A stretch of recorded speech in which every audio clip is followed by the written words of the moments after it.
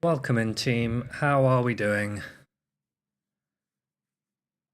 How is... What day is it today? How's everyone's Mondays going? Jazz, Izzy, Aiden, how are we? Aiden, are you back in... I actually don't know where you live. Are you back home? Or are you still in California? Congratulations on your silver medal. I hear it's the best one to get, so well done.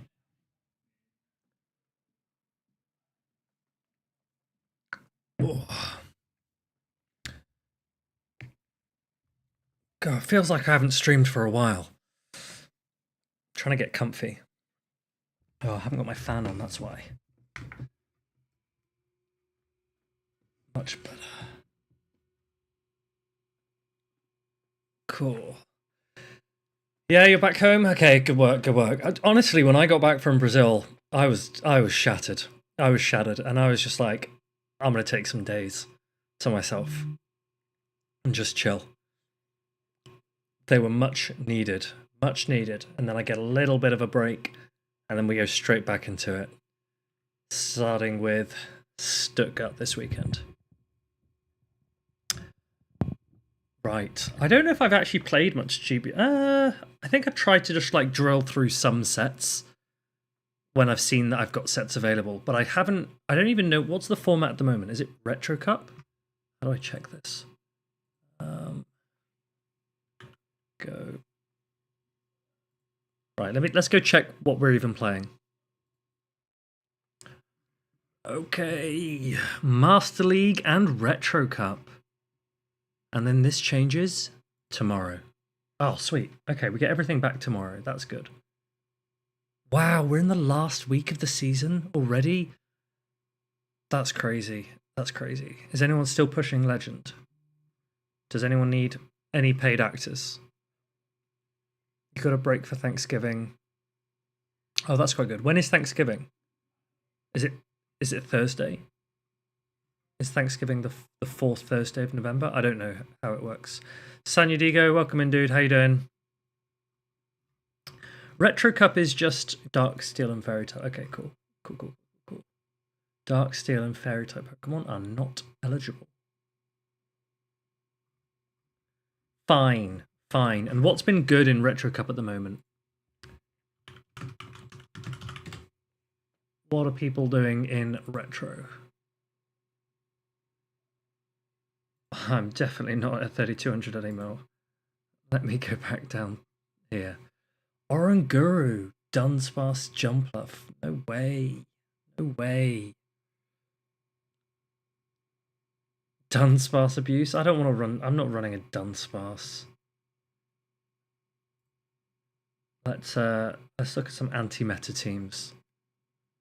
Galarian Corsola? Stop it. Alright, what beats Dunsparce Oranguru? That's the question, huh? Regice? Do we want to run... No, you can't run Regice. Guys, did you see that Regieleki and Regidrago are coming out with shinies tomorrow? On Wednesday?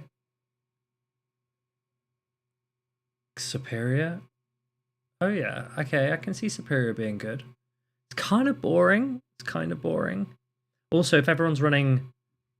If everyone's running Jumpluff, geez, Jumpluff out of nowhere of these last 3 weeks, right? Okay, we can run Annihilate. I like Annihilate. Shock. Are people safe? Where are they putting Dunsparce? Maybe in the lead? Oranguru. Okay.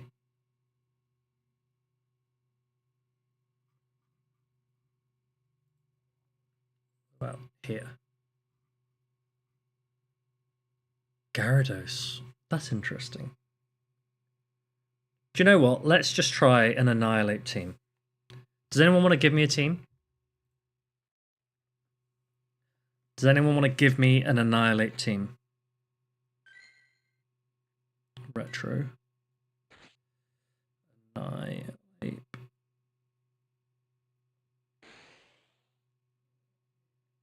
Great League.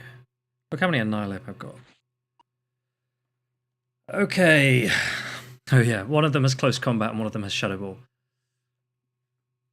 Annihilate, and then we need something for Oranguru. In the form of... Oh goodness.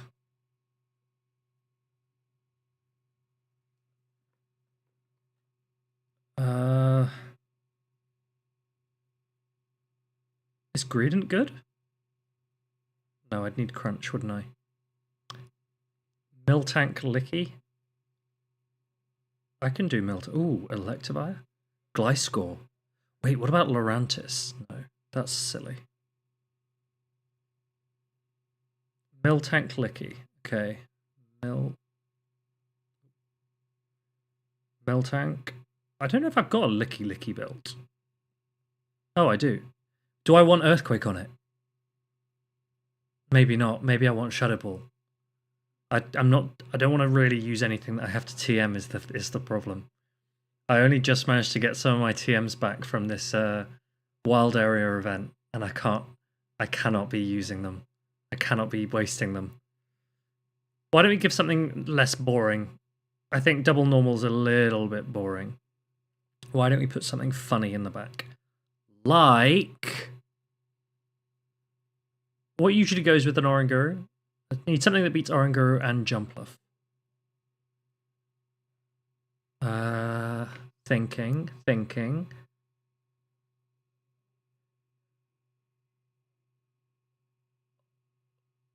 Hakamo, Lugia, Aurorus.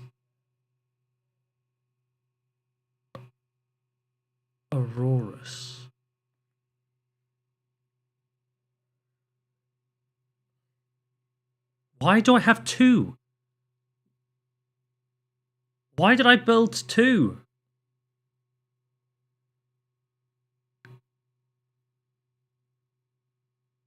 I can't check the IVs from here, from this screen. I'll just go with this one because it's got more HP. I reckon I built that one by accident. I don't think I built my Lugia for Great League, Matt. Otherwise, maybe I'd have considered that. Okay, guys, if this doesn't work, then so be it. Take off charge. Let's do this, okay? Let us do this. Sergio, how are we doing?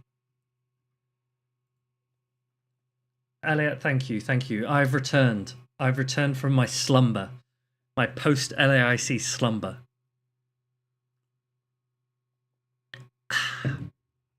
We're back in Retro Cup.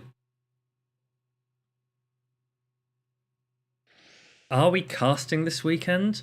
Lurgan, you know that unless anything's published, I wouldn't be able to say anything anyway. So what kind of question is this? 1, 2, 3, 4, 5, 6. Okay, my brightness has just dropped to basically pitch black on my screen for some reason, so it's actually clearer for me to look at my laptop, my computer. Okay, I assume that I can just counter this down now, right? I assume I can.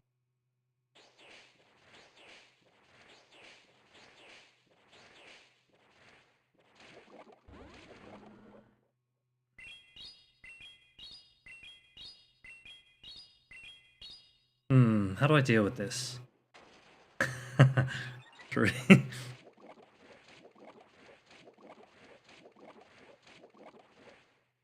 Fresh haircut.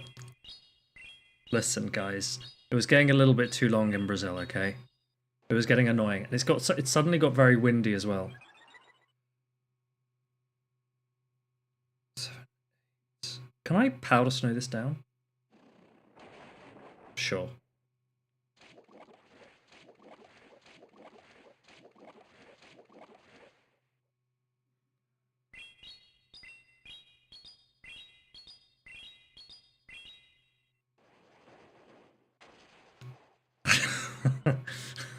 What? Don't be silly. James, don't be like that, okay?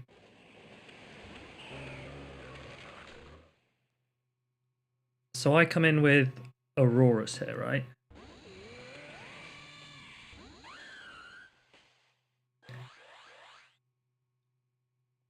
Aurorus was a good shout.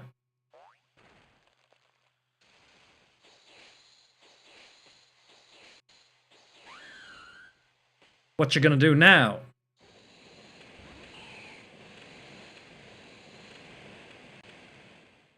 Because I'm resisting this sky attack, so they got to go to Moonblast, and then I got a cow in the back anyway. We are laughing.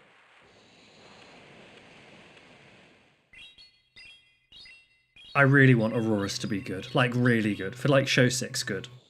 It's never going to happen because it has the worst typing in the game, but maybe one day, right? Maybe if we introduce weather and you can increase like its defense in snow or something, then maybe it'll be good. What do we think?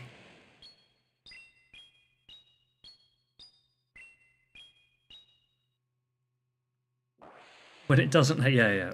When it doesn't have 1 billion weaknesses. Easy. Right, how can I increase my brightness? There.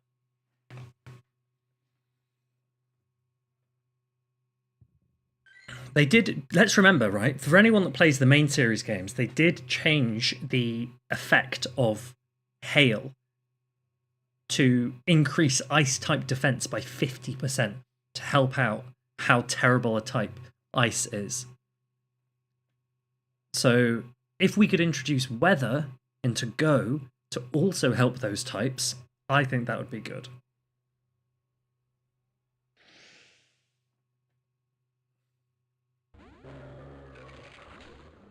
I'm gonna count every lead as a lead 1. I think that's the way we do it.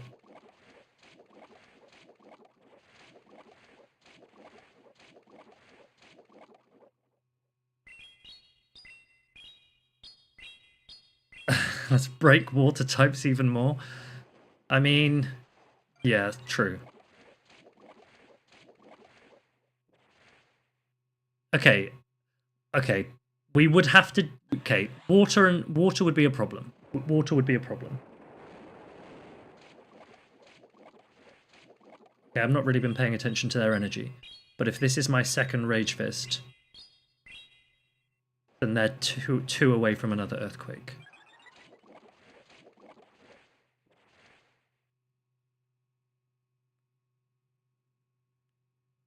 Degenerate Annihilate strategy?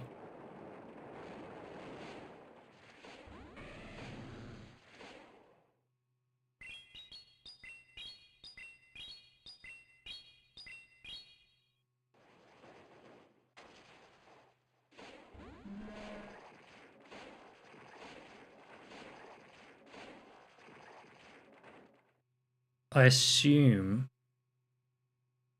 that I will go down to 2 hydro cannons. Yes. Okay, I need to be careful here.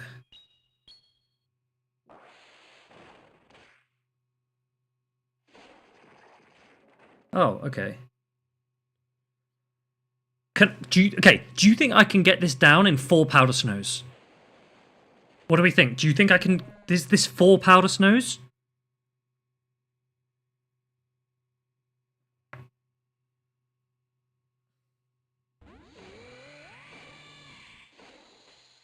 I'm in trouble.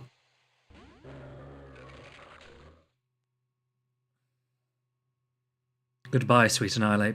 Pray for Jumpluff. Well, that is not ideal.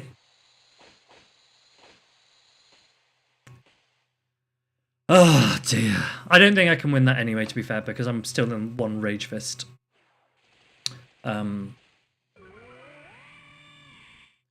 What could I have done differently? What could I have done differently? Casino, thank you very much for the sub. In return for your sub, would you like to give me a team to run? Where are the move updates? They're coming soon. They're coming soon. They're ready. They're coming soon. I'm checking YouTube chat as well. Alejandro, I see you lurking in YouTube. How are you doing, Alejandro?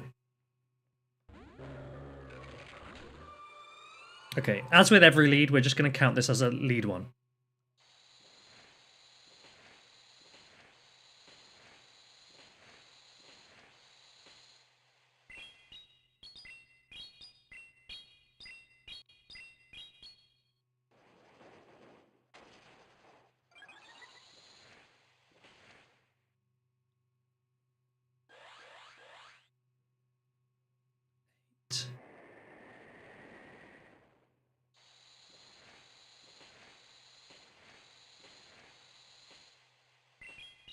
Do you reckon I can catch?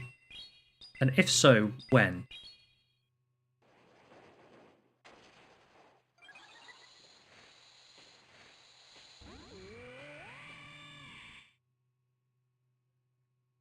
This is the one type that Aurorus resists. Ha ha!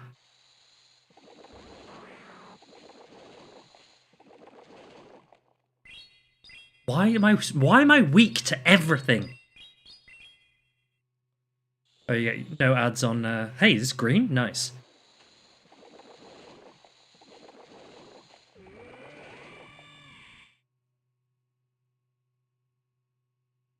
What was their lead? Frostlass.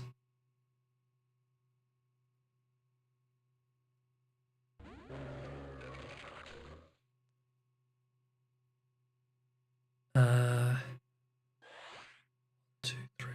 Okay.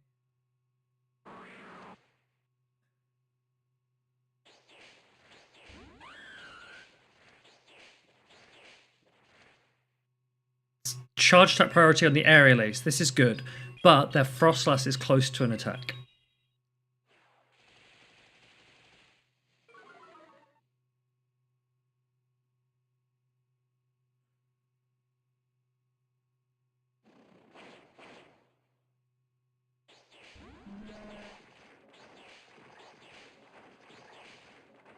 And now I should be good.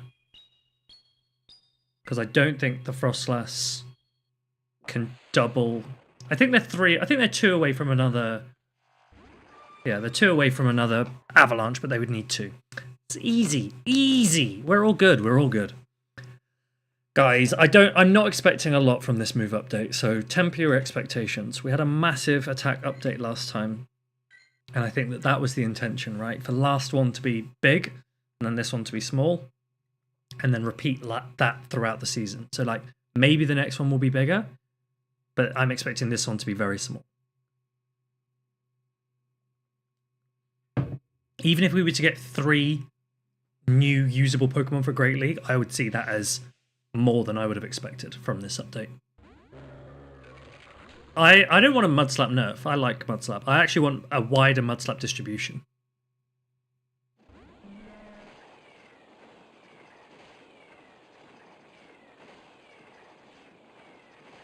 Ha! See, no one knows when to throw attacks. Free rollout, baby. Yeah, but okay, I'm going to come on to this in a minute.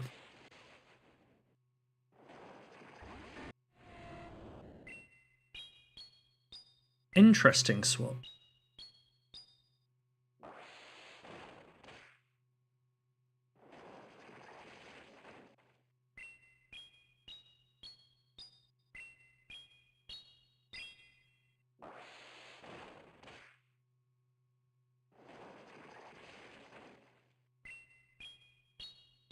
Okay, let's remember the Typhlosion energy, because it's easy to forget Typhlosion energy.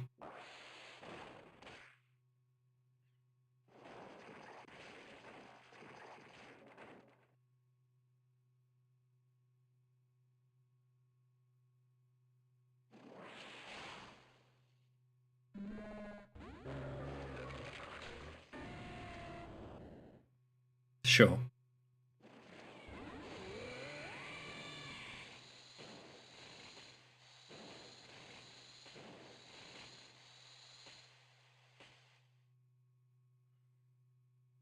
Hold. Hold.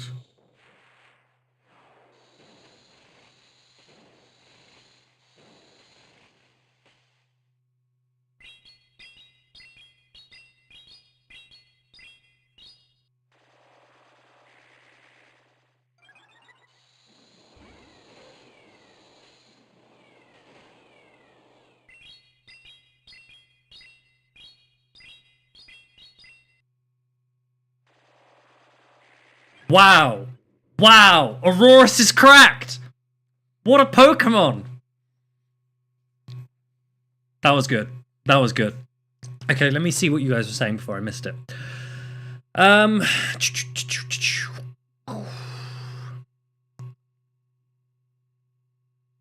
Announcement in Stuttgart? I don't know. It requires a lot of organization to get that done. And also, bear in mind, if it's not a big update, then they might not want to attract too much attention to like a small update. So I don't know. I'm expecting we get our season announcement tomorrow, and then the GBL announcement the day after. Maybe that's kind of what I'm guessing. I have no idea. Give Medi Force Palm? No. Rhyperia is a war criminal. Get it dead? No, the thing is with Rhyperia, I just think that it's come at a time where it has like a lot of play and not enough neutral Pokemon that beat it, but I think that is an easy Pokemon to indirectly nerf by just not having like a Ho-Oh, Dialga, Palkia meta kind of thing. If you see what I'm saying. Like, give Lugia Surf, give it some play back against Rhyperia. I think that'd be absolutely fine. You'd love Araquanid to get Liquidation and or Lunge. Oh, goodness. Araquanid would be an absolute monster with better attacks, is the worry. How was my global? Honestly, I didn't do a huge amount. The only time I actually caught something was when I was on the way to the gym, and a little bit while I was in the gym. Oh, actually, okay, I want to practice this matchup a little bit. I want to see how this goes.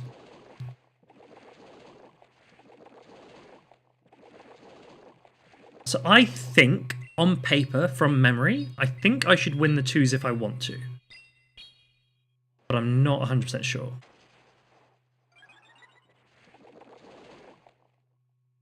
Let's find out. We'll find out.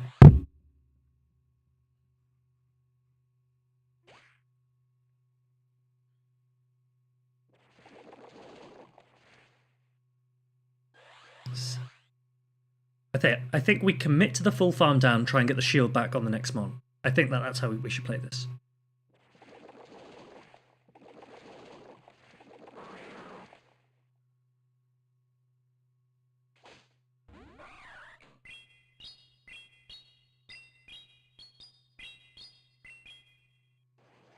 I'm in trouble. I am so lucky. I'm so lucky. If I didn't reach this Rage Fist, I'm done for. I mean, even then.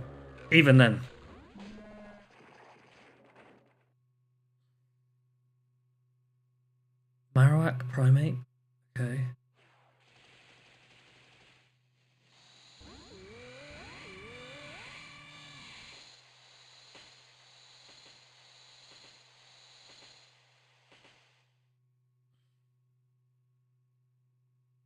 There's just no way.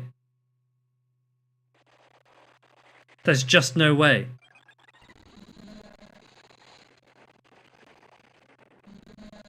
Auroras, how could you do this to me?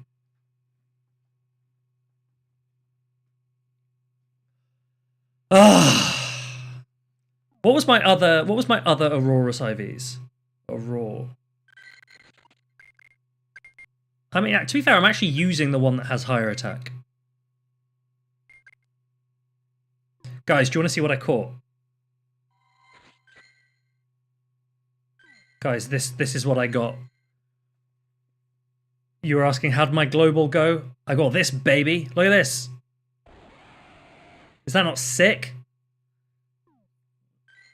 And I got to go. Look, I literally only got 2 mighty Pokemon because I just didn't really. No, it wasn't a hundo. It wasn't. It's not a hundo. I didn't play much. I'm going to be honest. I wasn't feeling 100%, and also I'm extremely lazy. So I didn't do a huge amount. I literally just went to the gym and caught a couple of things on the gym when I got there. And I actually, do you know what was weird? Where I was in the gym, I think just must have had a Tyrantrum spawn, because I think it spawned 3 or 4 Tyrantrum in the exact same spot. Yeah, look at these 3 all spawned in exactly the same spot. Almighty Tyrantrum. So I don't know if that was a thing, but appraise that Morpeko. Why? It's gone now. Gym for 8 hours, that's dedicated. Okay. Listen. I woke up a little bit late, okay? Sue me. And mid-afternoon, went to the gym. Tom, do you actually know what I did? Someone messaged me, right? One of my friends messaged me, and they were like, oh, Freed, I know you haven't watched any football yet this season, but United have a new manager. You should watch this game because he's going to be good. What a waste of 2 hours of my life, Tom. This is why I don't watch football anymore. Yeah. Ipswich. Ipswich. Gracious me. Goodness gracious me. Right, as we say, as with every lead, we're going to count this lead as a win.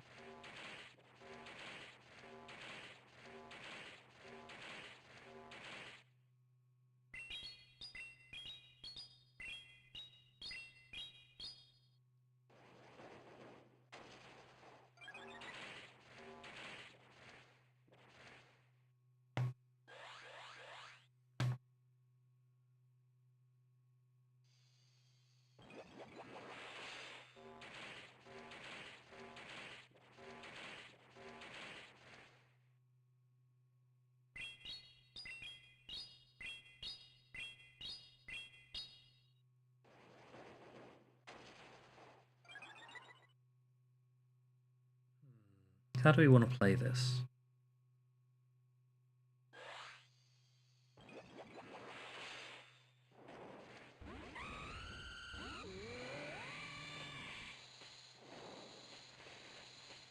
Do they run Flame Charge in GBL? I don't know. Apparently they do. It's a bait.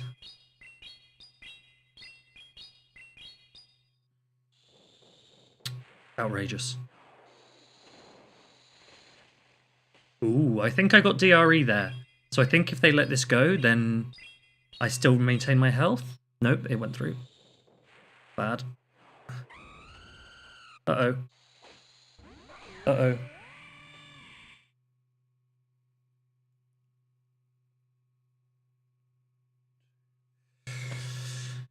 Okay.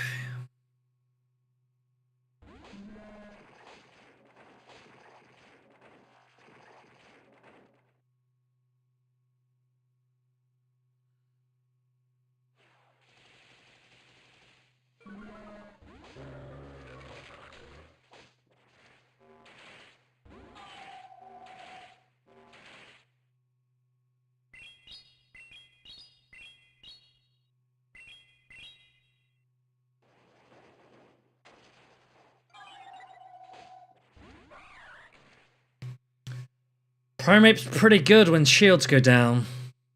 Have to be honest, guys. Have to be honest. Primate is a problem for this team. Do we change Miltank? Miltank's not really doing what I need it to do here. Let me think of something else for Miltank. What about... We can just use Clod, right? We'll just use this Clod. I think this will work.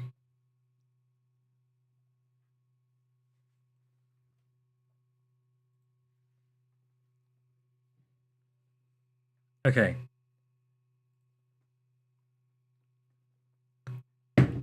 We go again. We go again. Oranguru for cow? Oh yeah. Oh yeah, that does work. Hey, Mr. Sergi? I have no idea who that is. Okay. Okay, interesting.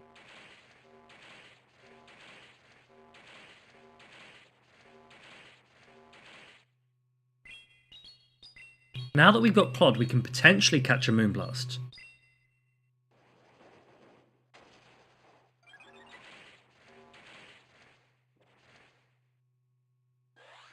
He's a sniper? Oh, great.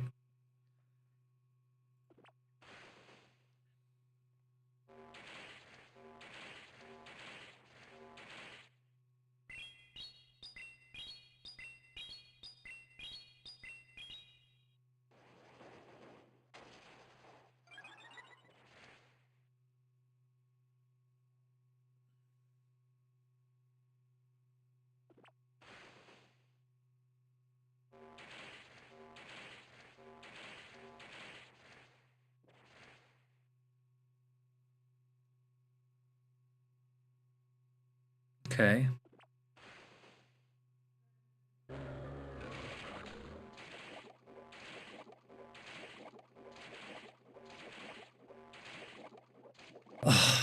Is this going to have future sight?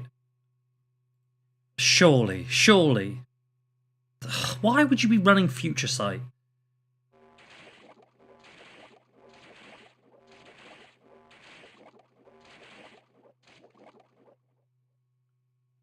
I don't care.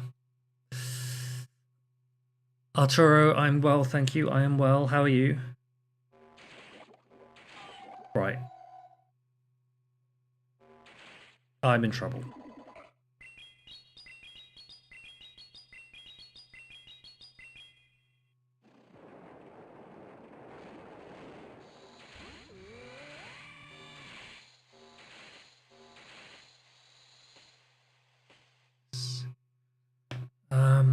So what is it? Psycho Cut 654? Okay.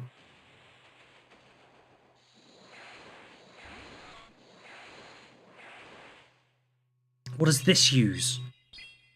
Furret. That probably has Grass Not Dig. Sucker Punch 750. Oh, it has Brick Break. Oh, no! No!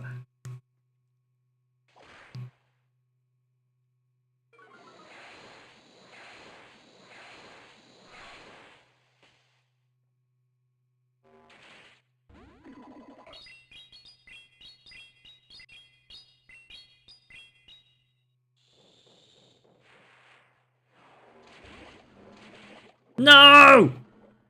I should have just Meteor Beamed. Hey! I don't know how much a Meteor Beam does. I should have just Meteor Beamed. Meteor Beam definitely does more than whatever I just threw. I thought I might be able to get to 2 of the ice attacks. I don't even know what ice attack this has. Aurorus. Oh, it's a Weather Ball. Oh, I threw a Weather Ball. I suck. Listen. Furret and Linoon are the same Pokemon, okay? Let's be real here. Uh-oh.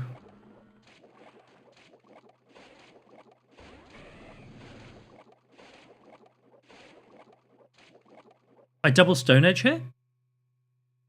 Right? I assume.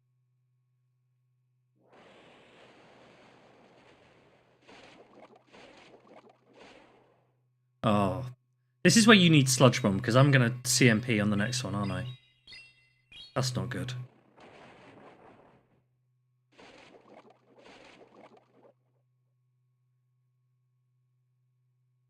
I'm not even going to be able to get this Feraligatr down with 5 punchy punches.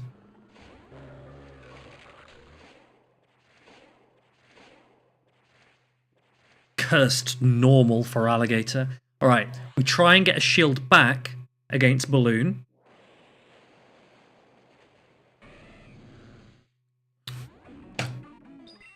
Wait, hold on a minute.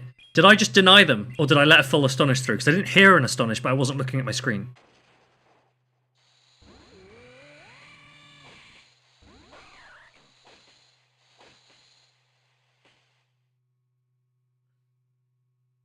This is not good. This is not good. Honestly, okay, hold on a minute. Hold on a minute. Question for everyone. You guys all told me that Oranguru was super popular in this meta. So, what is their answer to an Oranguru? Tell me that, please.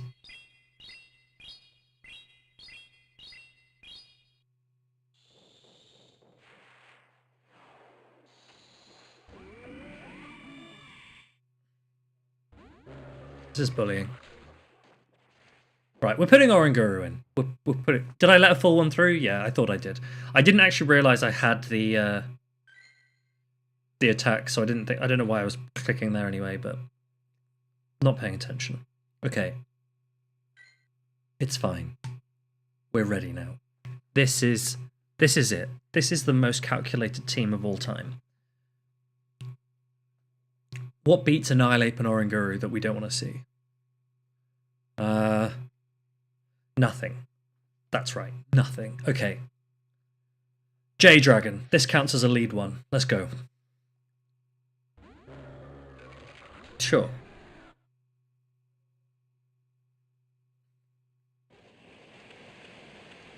And 4 and 5 and 6.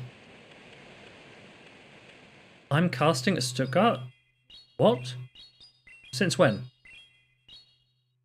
6.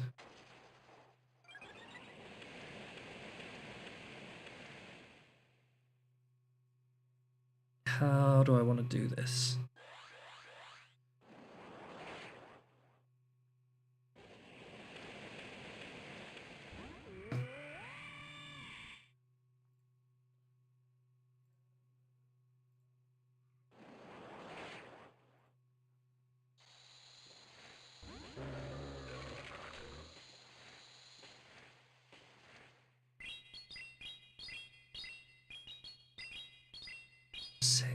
Okay, thinking.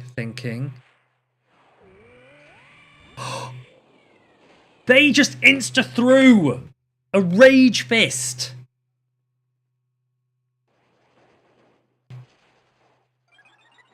Ha-ha! Pocket Oranguru was genius.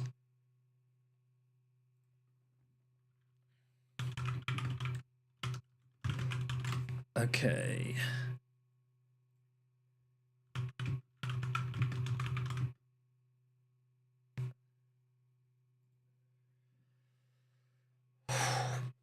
Jamie, we don't even know if it was Primeape in the back, but I feel like it's possibly a safe assumption.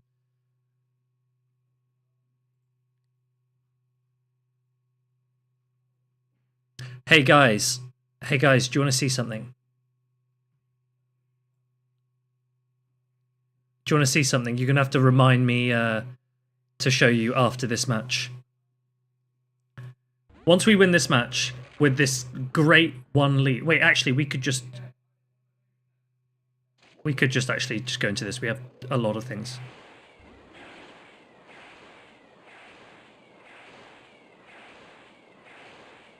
What does a Kecleon use? 7, 8, 7. Probably Foul Play Ice Beam?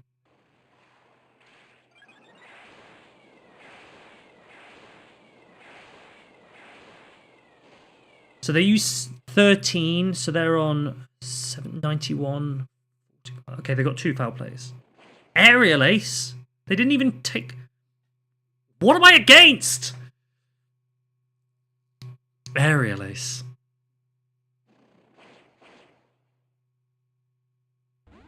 Okay, my worry now is if I go in with Aurorus, they're going to have a Primeape. I'm actually very worried as to what to do here. I think I'm going to get swept by a Primeape.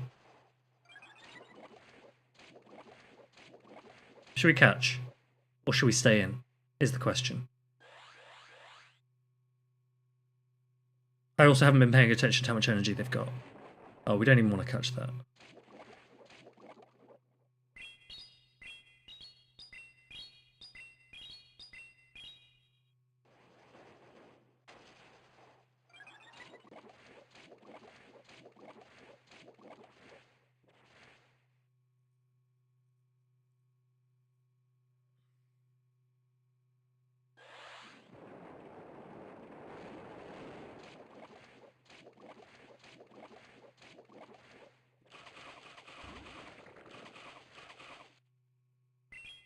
Do they know how much I resist this?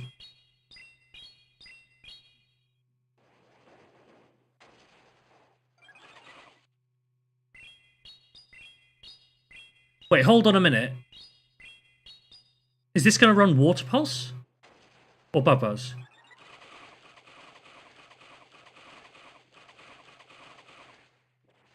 $9.54. I think this is a Water Pulse, but I think I survive it.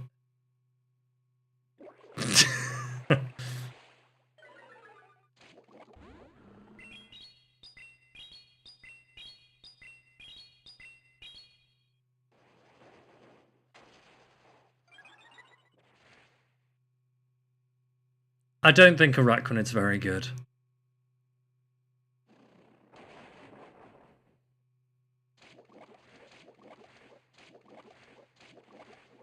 I think Annihilate is very good.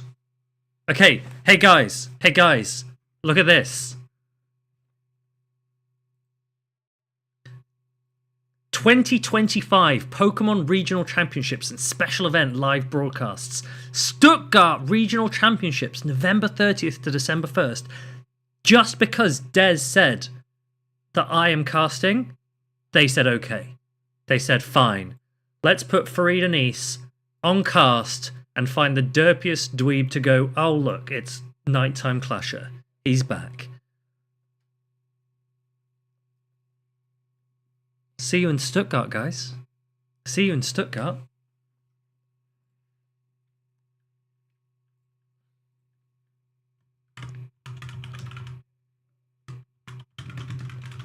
I'm gonna... I didn't lie to you. Aiden, I told you that I was going to be in Stuttgart. I actually told you that. And I said I was going to take... I said what I said word for word to you when you asked. I said, I'm not sure about my team because I've got one really bad pick. That was Eric. Don't tell Eric that. What was my last Pokemon? The Water and Rock? I'll show you. Let's go back. No, I'm joking. I love Eric. What? We went negative? Okay. We'll go again. No, I'm very excited to cast with Eric again. I'm gonna tell Eric. I've already told Eric. He knows. Aurorus is this last pick. Ice Rock. Very bad typing. Possibly the worst typing.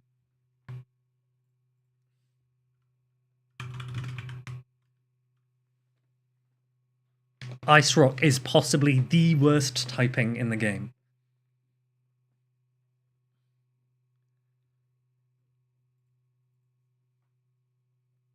But team, I am excited to cast Stuttgart. It has been, well, it's actually only been 2 weeks since my last cast, but I miss it, right? I miss it.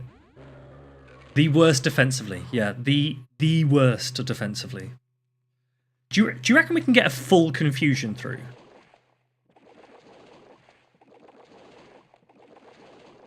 Should we try? Should we try and get a full confusion through?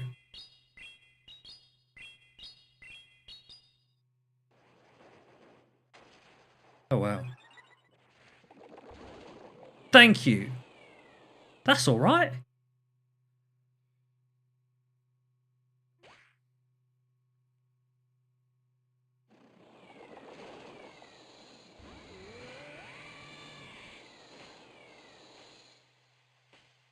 Okay, we got to remember that the Marowak has a Bone Club stored.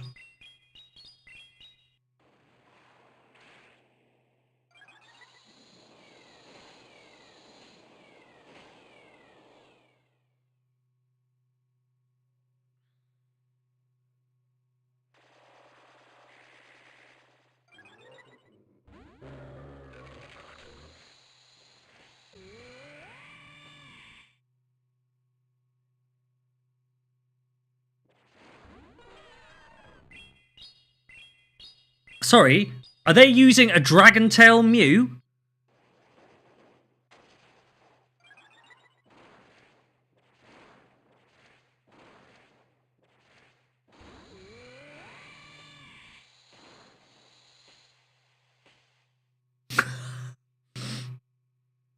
I have no idea what this is going to throw at me. Okay.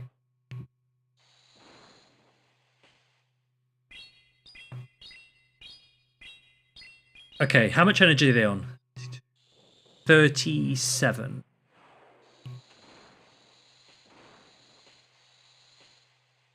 So we'll shield this. Remember that the Marowak has a Bone Club.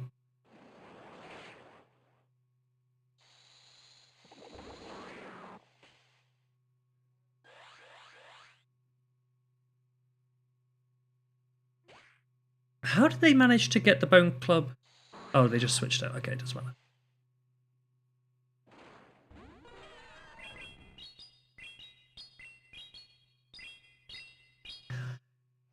Okay, question. Open question. open question. One sec. Should we buff Mew? Can you? Okay, actually, tell you what. If you don't have a Mew, oh, Joseph says, when will I do the recap? That's a great question. Let me do it after this set. If you don't have a Mew, let me know. Or does everyone have a Mew? Does everyone have a Mew? Or do some people not have Mew? I don't know. I have a Mew, so I assume lots of people have a Mew, but there might be people that don't. And I want to know if you exist. Right, what am I against? Annihilate Mirror. Okay. We have to shield.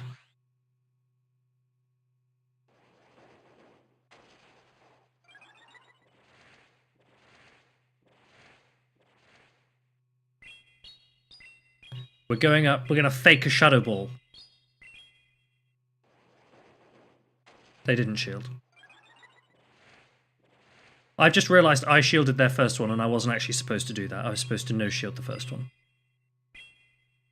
Oops.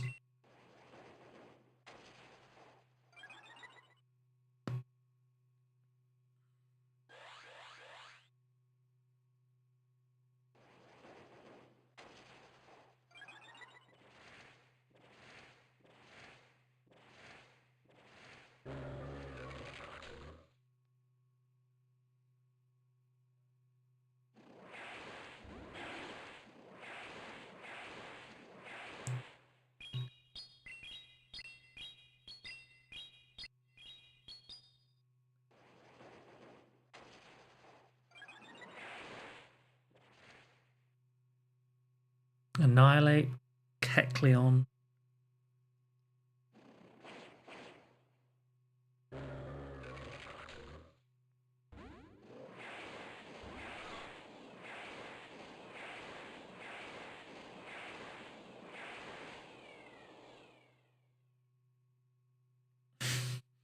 Can tell I'm really locked in. Yeah, sorry, I'm distracted.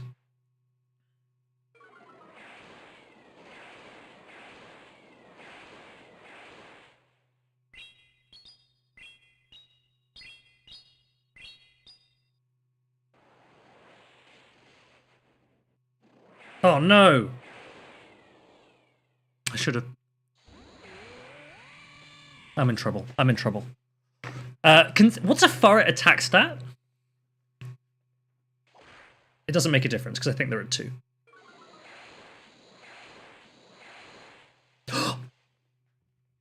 I beat them in CMP? That's massive.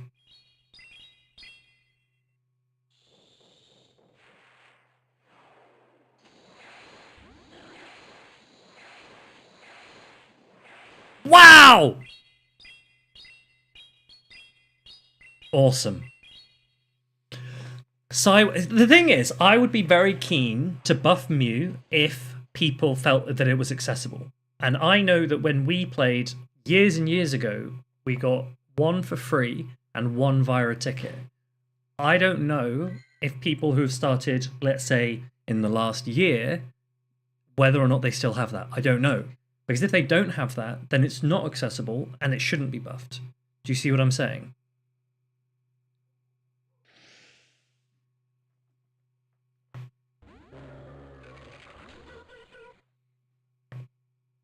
What?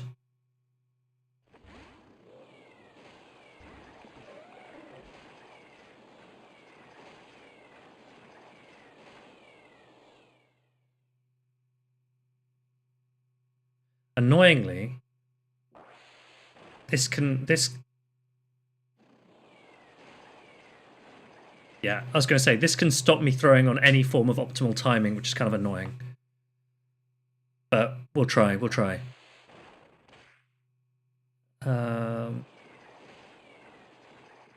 If I Trailblaze straight into a Brutal Swing, maybe? I need to force switch here. Wait, what if it's Water Pulse? If it's a Water Pulse Mantine, that's very annoying for me.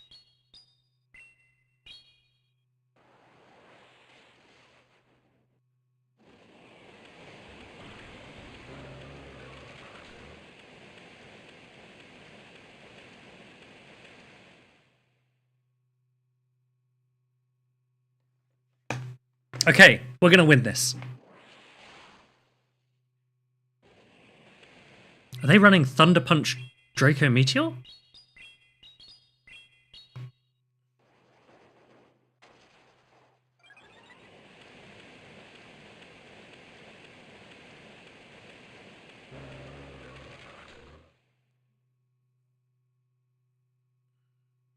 Okay. Ready? Ready for the Aurora Suite.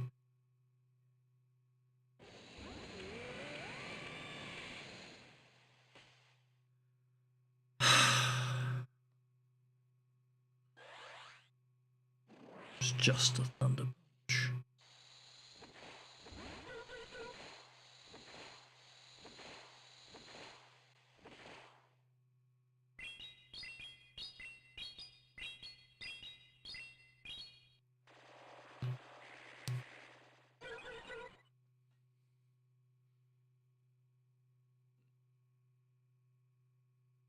Wait, they had a shield, right?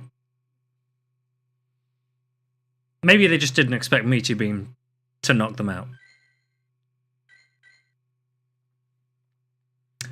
You got one started a little more than 2 years ago.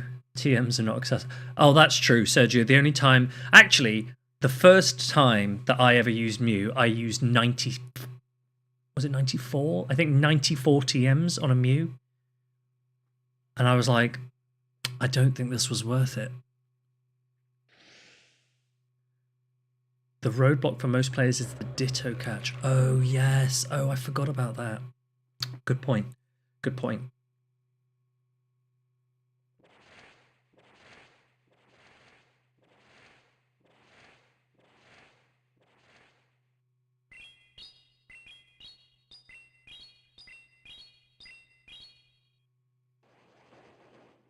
Interesting.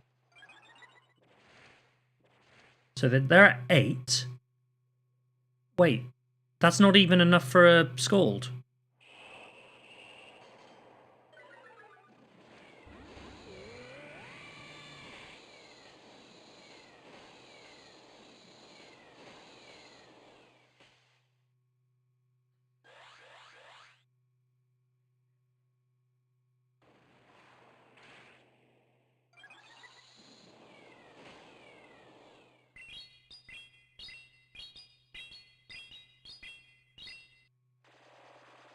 Good shield.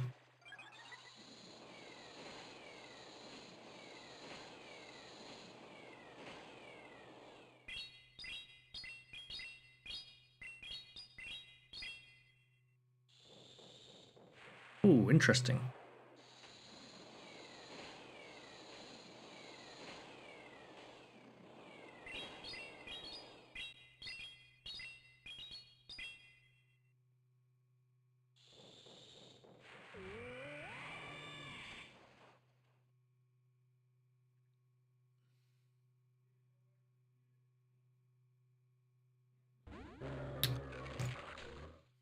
Give me my counter.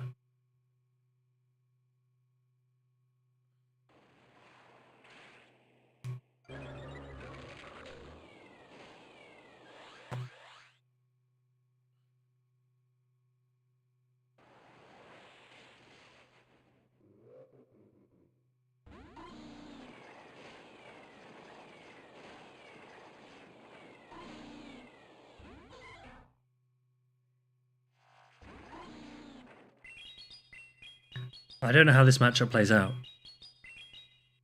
How you doing, Maria? How do I win? Do I win this? I have no idea if I win this. What's willpower action? What is willpower action? What are we talking about?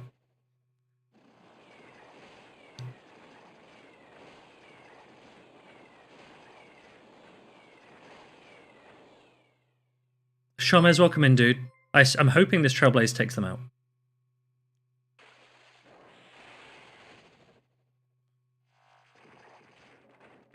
Shamez, how's your stream? And what are you running? And the cup is willpower? No, I'm playing Retro Cup. I'm playing Retro Cup.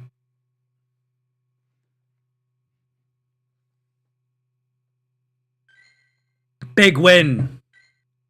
Big win. Oranguru's pretty good. Guys, if you missed it, make sure to tune in this weekend to Stuttgart Regional Championships. Because this guy's casting with Eric. The Tomahawk Nighttime Clasher reuniting.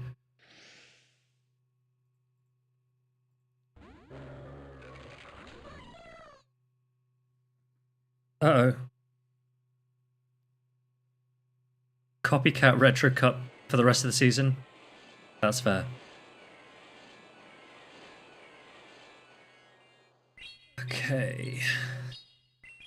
Are we going to get acrobatics? Interesting.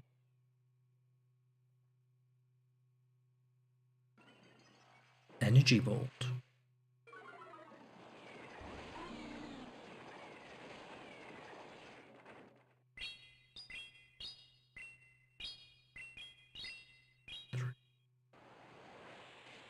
Okay.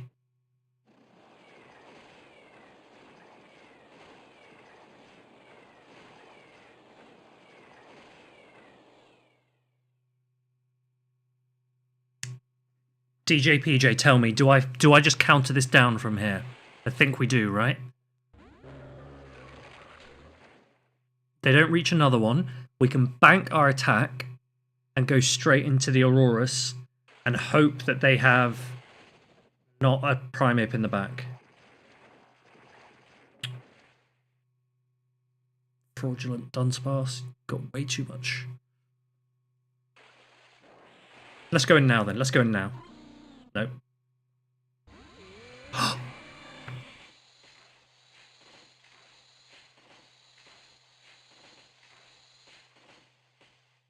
Are they going to bait us? Do we think? Do we think they're going to bait us or not?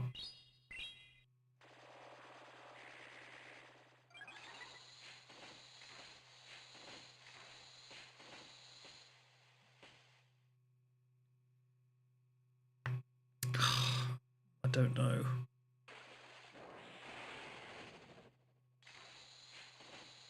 See, now they're going to bait us, which is what's most annoying.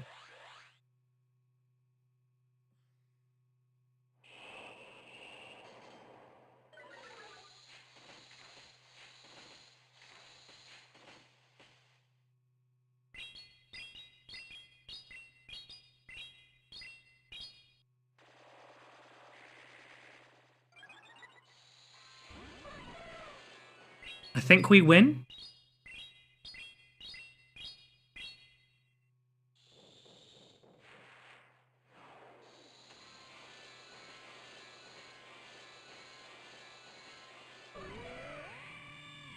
Crazy. Crazy. Maybe they thought... I don't think people realise how much Meteor Beam does. It's basically a bazooka.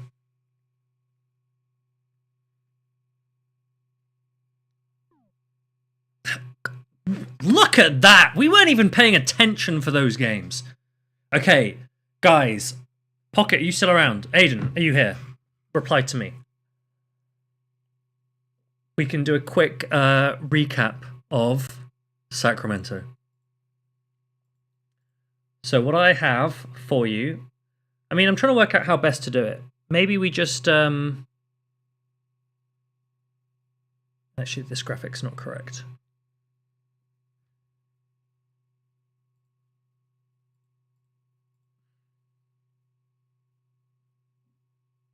Oh, before we do that, shall we... let's go have a look at the trailer that they released earlier today. Let me get that. Okay. And you can tell me your thoughts. Tell me your thoughts. Right, come look at this.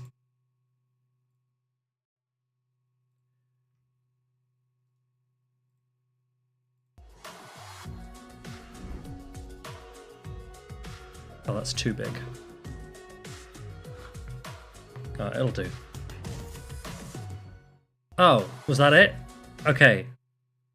Are there any clues anywhere other than these giant sonic rings going around? Which implies that Hooper's coming back, and if Hooper's coming back, that means I'm expecting a lot of legendaries. What generation is Hooper? Hooper. It is Gen 6. Okay. Yeah, so Heckmech, I was thinking about this. So we know if we wait for... Okay, so we've got dual destiny here, right? Black and white. So we're expecting this to be based on, Unova region, which is Gen 5. And also bearing in mind we've got the Gen 5 Unova tour in February, usually. And February will be the last month of this season. So everything from this season will be building up towards Unova tour. Now, I think it would make sense for them to finally release the fusion forms of Kyurem, Black Kyurem and White Kyurem, at Unova tour. So if they're doing that, could we expect Reshiram and Zekrom raids? Maybe Genesect Chill hopefully comes back. Maybe even with Shiny available. Genesect Chill is one of the best Pokemon in Master League, in my opinion. Not many people run it. Not many people have it, to be fair, but not many people run it. But it is so good. Shiny Keldeo may be coming as well. And Keldeo, yeah, generally speaking, because lots of people don't have a Keldeo. I don't have a Keldeo.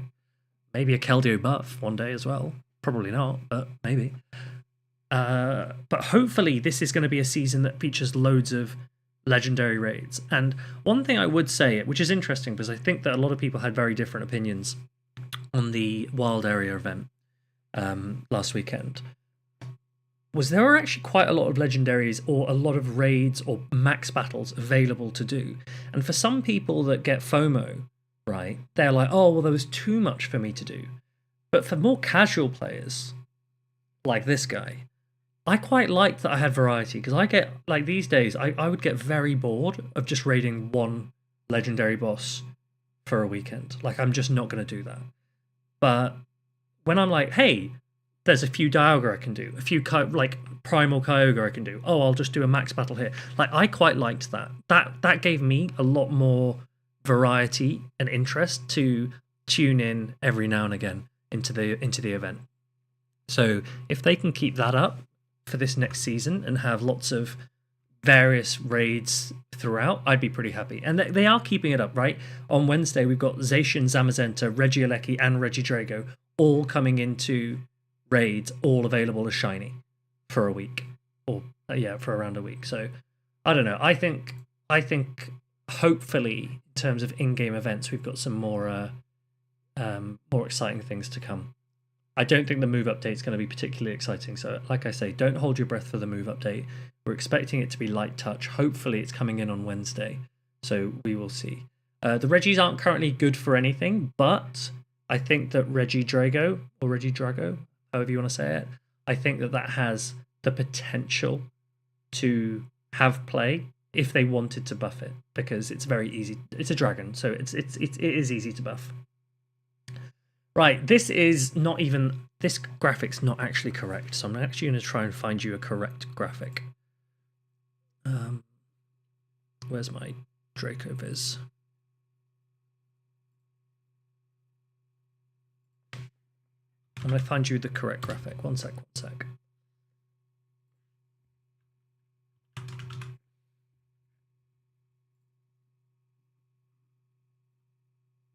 This is it.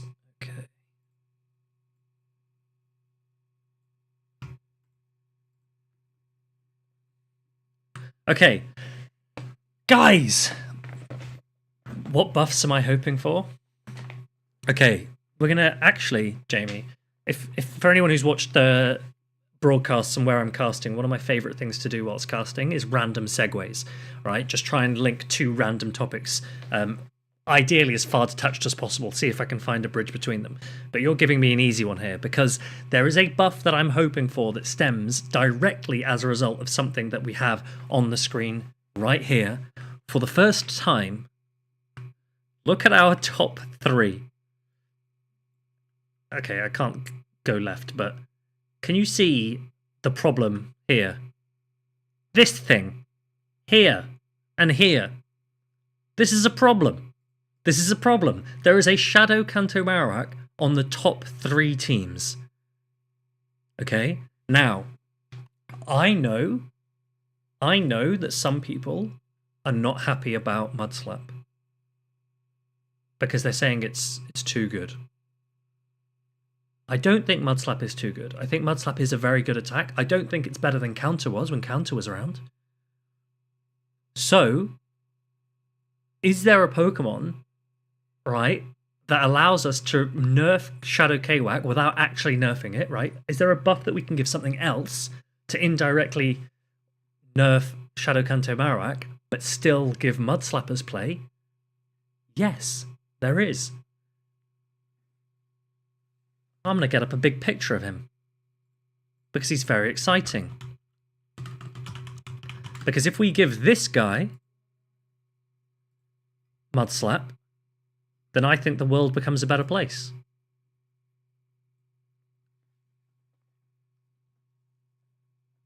Because once you give Torterra Mudslap, you don't need to run Shadow Kanto Marowak anymore. You wall all of Shadow Kanto Marowak's energy, right? This guy resists ground, resists rock, okay? This is a massive nerf to Dunsparce, a massive nerf to Shadow Kanto Marowak. It has access to Sand Tomb if you want to do degenerate ground type plays with Mudslap Sand Tomb. It also has access to Stone Edge if you want coverage and you don't want to be as linear. So it's also a starter Pokemon. It's also cool. And you guys know I love cool Pokemon. Jamie, it's also got a Shadow, so I'm betting you're a massive fan. I think that if I were to hope for one change, it would be give this guy Mudslap. That's the one thing I would want from this change. But we'll see. We'll see if it gets it. A grass that destroys fire. Exactly. A grass that destroys fire, but also has loads of weird coverage. If you get a farm down with a Torterra, even if they come in with Mountain Dugong's favourite Pokemon, Jumpluff, which, by the way, he's only trying to persuade to be meta so that he can finally bring Dugong back. A Shadow Torterra, Stone Edge, to a Shadow Jumpluff does 72%. And that is like one of its hardest counters, Jumpluff. So, I'm just saying, this guy could be cool. And we like cool. But, in the meantime, whilst we don't have that, we are looking at a shift in the meta towards very much cementing this Shadow Kanto Marowak as probably the best ground type there is. It's so good. It absolutely destroys pretty much every other ground type. Right? Even a Shadow Quagsire I don't think can beat a Shadow Kanto Marowak in the 2 shields. Does Torterra have a Comde move? Yes, it does. It has Frenzy Plant. So every starter will eventually, if they don't have it already, get Frenzy Plant, Blast Burn, and Hydro Cannon. Torterra already has its one, which is Frenzy Plant. So it would be running Mudslap, Frenzy Plant, and Stone Edge, or Mudslap, Frenzy Plant, and Sand Tomb. I would personally opt for Stone Edge, but in GBL, for example, or in certain team compositions, I can see the Sand Tomb. The problem is Sand Tomb is not a very efficient attack. It's ground type as well, so you're duplicating your Mudslap typing, and it guarantees a defense drop, which, frankly, your opponents can just switch out of. So it's not great. Doesn't Serp just destroy the Torterra as it goes? Yeah, and this is the other thing.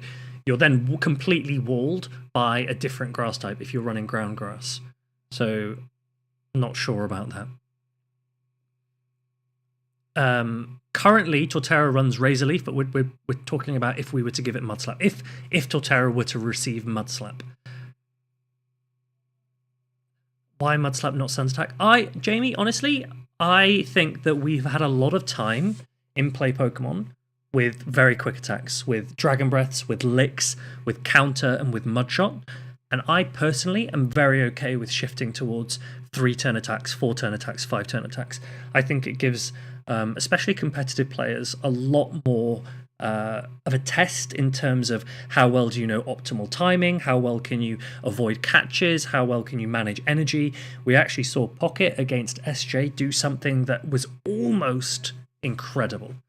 And And what he did was he threw a bone club from his Shadow Kanto Marowak, shields down. He threw a bone club into a Jumpluff, and everyone in chat just went, "Huh?" They were like, "Triple resisted bone club. Why did you do that?"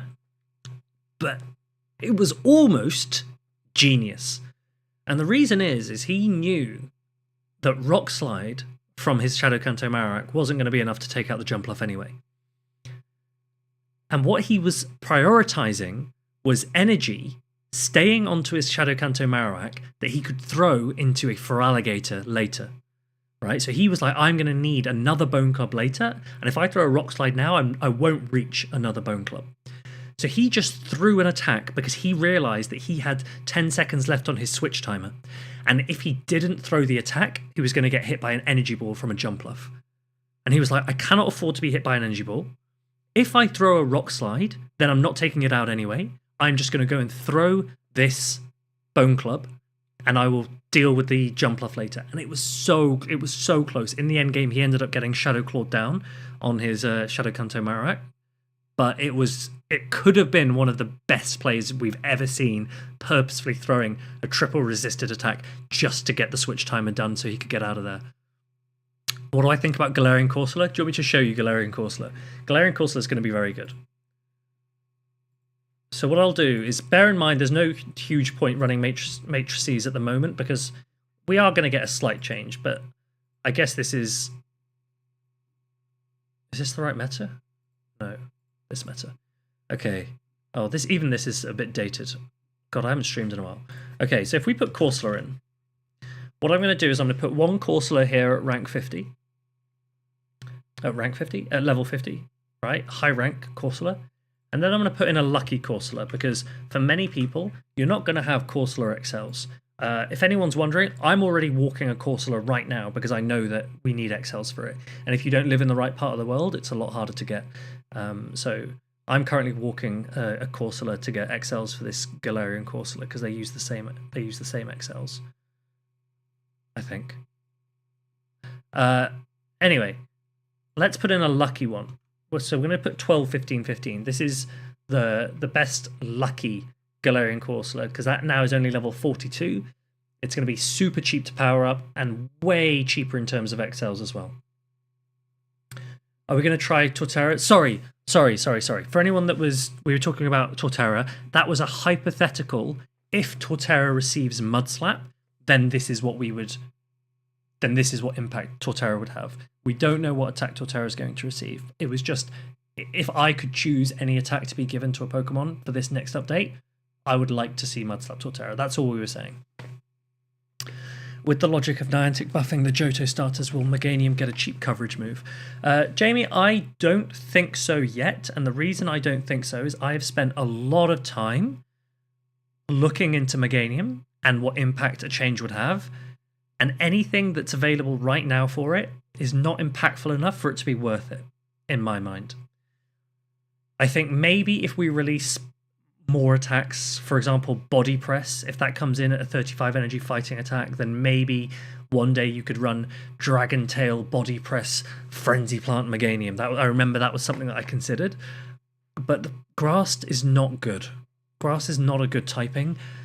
It makes things a little bit weird, and I would like to see Meganium good one day, but I would like to see it in a really unique way to other grass types at the moment. So I would personally hold off on Meganium.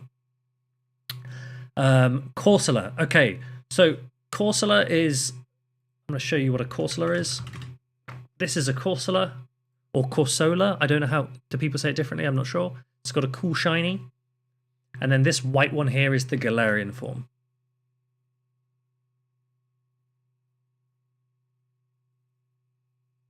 Instead of just replacing one D-Gen RPS Slapper with another in Torterra. Oh wait. Instead of Mudslap Torterra, what if we gave Mudslap to Swalot? I don't think we need more poisons, to be honest. I think we've got quite a lot of poison options right now. Can't you just run Mudslap Grimer if you want a mud-slapping poison type? I really like this design. Oh, here There it is. This is a cool Pokemon, and it does evolve. Unlike normal Corsola, Galarian Corsola does evolve. By the way, I actually don't know how to pronounce Corsola. If it's Corsola, I'm apologizing. Should we try and find it out? Does anyone know? Corsola.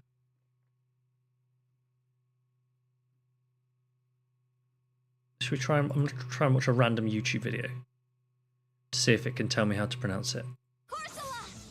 Oh, I'm right. I think I'm right. Shock. This is what I was watching. Said, saying Corsola. Okay, so here, Corsola. Look at these stats, right? I'm going to show you these stats. This is a. If we maximize this, actually, we can do best. No, that doesn't make a difference. Oh wait, you can look. 0, 13, 15 is the rank 1 best buddy.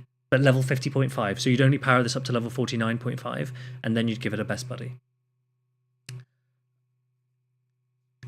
Yeah, but Swallow also is kind of lame. So I don't... Sorry, Joe, I don't particularly care for Swallow. I'm not going to throw a fuss if it gets buffed, but I'm also not going to go out of my way to buff Swallow. It's not cool enough. Torterra's cool. Yeah, but hold on a minute, Joe. Grimer XLs, that is easy, right? I don't know. Actually, I'm just going to check that. How many Grimer XLs do I have? Grimer. 723. You probably can't see anything. Swallow is sick. Okay, one sec. Let's go have a look at Swallow. Come back. Okay. Swallow. Okay, there is no bias here as to why I don't care for a Swallow buff. I don't even have a Swallow. Oh, I've got some Gulp. Okay, I could make one if I wanted to. Should we just evolve one? Let me have a look at this. You prefer stupid looking... Yeah, but... The problem is, we don't want too many stupid-looking Pokemon. It needs to be a mix. And currently, Dunsparce has filled the full capacity for stupid-looking Pokemon. Okay, hold on a minute. I didn't realize that's what its animation looked like. That's very funny. Why is it pouting? What is this Pokemon? Okay, Joe, I will give it to you. This is quite funny, and I would be okay with this being banned. Mostly because I just want to sit opposite something doing this. How is this a design? Who gets paid to do this?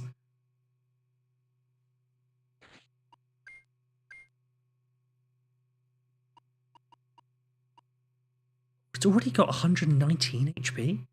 Hey, what are the stats for this thing? Swallowed. 2200 stat product? No way. That's pretty good. Yeah, exactly. Okay, no, I'm accepting that is a cool animation. Alejandro says in YouTube to give a good fast move to the Spearow second evolution, so to Firo. Okay, before we do that, what we're going to do is we're going to run a couple of sims. We're going to put. Okay, firstly, we're going to put Galarian Corsola. No, actually, we'll do Galarian Corsola later. We'll quickly do Swallow first because we're talking about Swallow. So this is current Swallow. This is Mudslap Swallow. Any other moveset suggestions for Swallow? Let's leave it at that. And then we'll do that first. So how does that improve? I mean... Okay.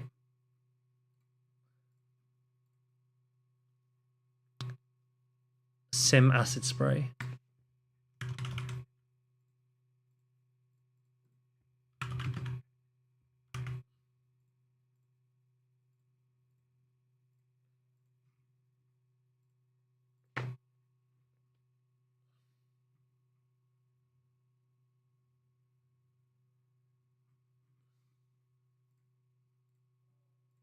taking out some of these that we're not seeing a huge amount because it's currently clogging up the meta.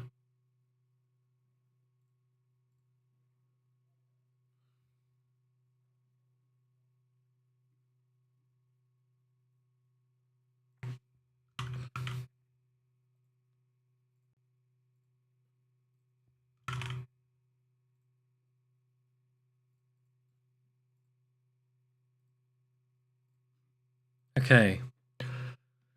Okay, with acid spray, mud slap, sure.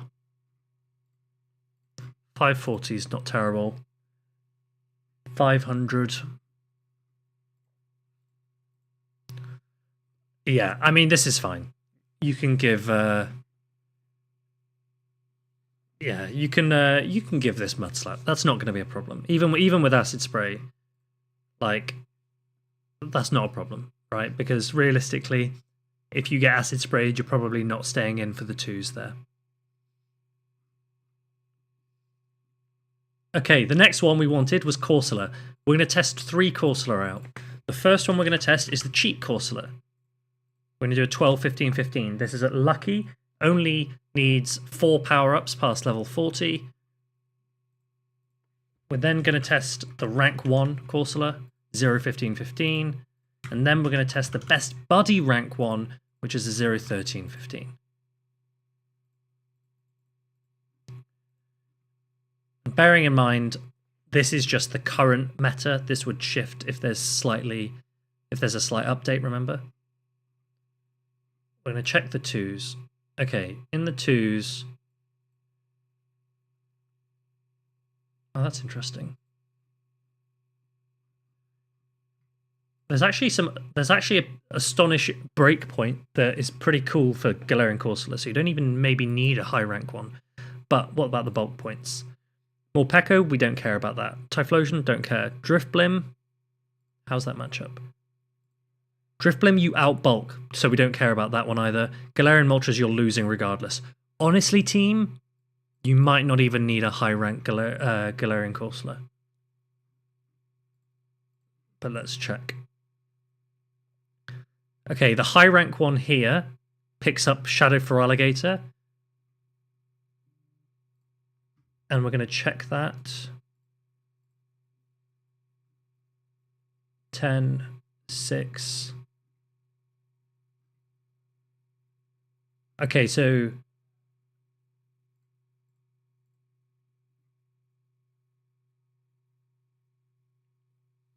Galarian Corsola loses the 2s against Shadow Feraligatr.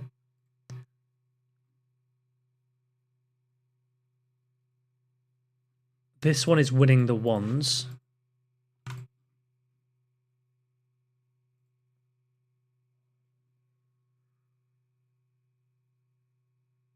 Okay, the lucky Galarian Corsola is losing the 1s because it loses too much HP. 6, 238, 239. Okay. Oh wait, there's a breakpoint for Feraligatr. That's not good.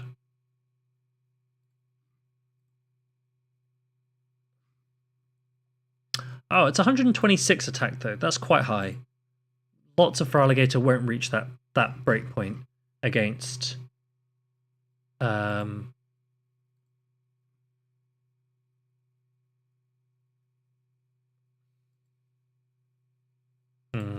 what if we had a 9, 15? 10? 8? Okay, 8, 15, 15. How do we do? Oh, survive on 1 HP?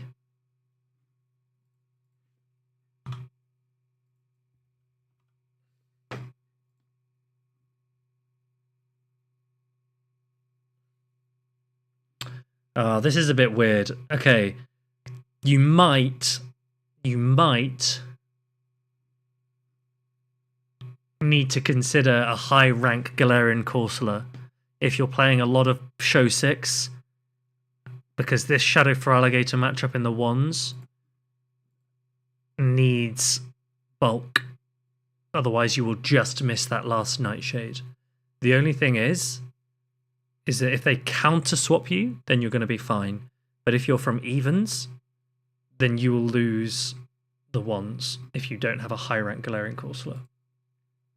So that could be pretty impactful. What about the zeros?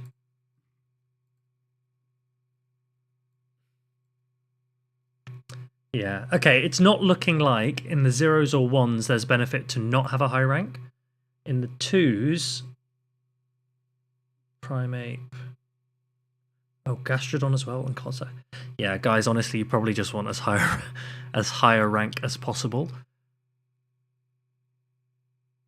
I guess the mirror is going to be a bit weird because most people won't have a super high rank because Galarian Corsola is only available in 7k eggs, right? So if it's only available in 7k eggs, it's coming with a 10 IV floor. What is your highest? 10, 15, 14 is probably your highest rank.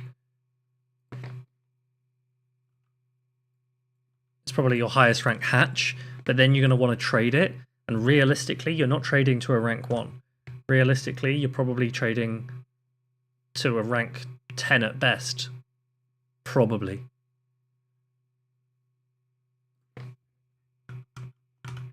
You want a 10, 10, 10? Let's check a couple of these. Right, so we're going to check. We're going to check the rank 1. We're going to check a 10, 10, 10. And a 10, 15, 14.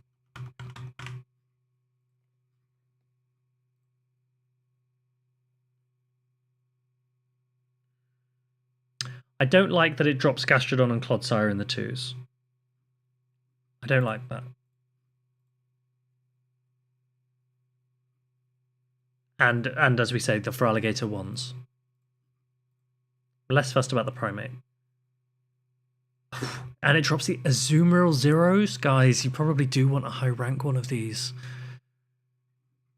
And that's not easy because it's going to have a 10 IV floor. You're then going to have to do low friendship trade. Then you're going to have to... So firstly, you've got, like, what is it, a week? You get a week to try and get as many of these Galarian Corsola hatched from 7k eggs. Then you have to trade for a high rank. Then you have to have 280 XLs or whatever it is. So what you really need is you need to go and message, right? Go and message all of your locals and say, "Hi, friends, I appreciate you. You look nice today. Did you do something with your hair? Could you please hatch some Galarian Corsola for me, as many as possible, and trade them all to me? And in return, I will trade you costume Pikachu that I don't care about, that you care about." That's what I do. It works sometimes. So just do that. Use this tactic, okay? Tell everyone now, every single local you have, tell them, please hatch Galarian Corsola. Please save them to trade. And then go out of your way and try and find low friendship locals and get your Galarian Corsola.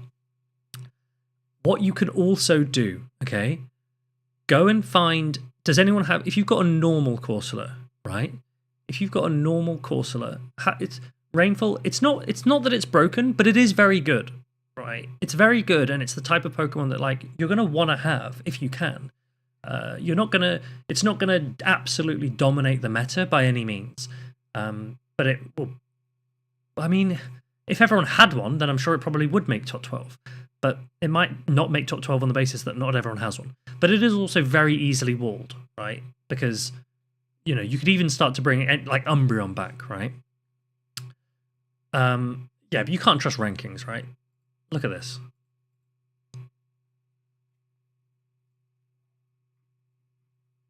Also, bear in mind that this Corsola is a high-rank Corsola, which beats Clodsire and Feraligatr, whereas we've just shown that the lower-rank Corsola doesn't beat those.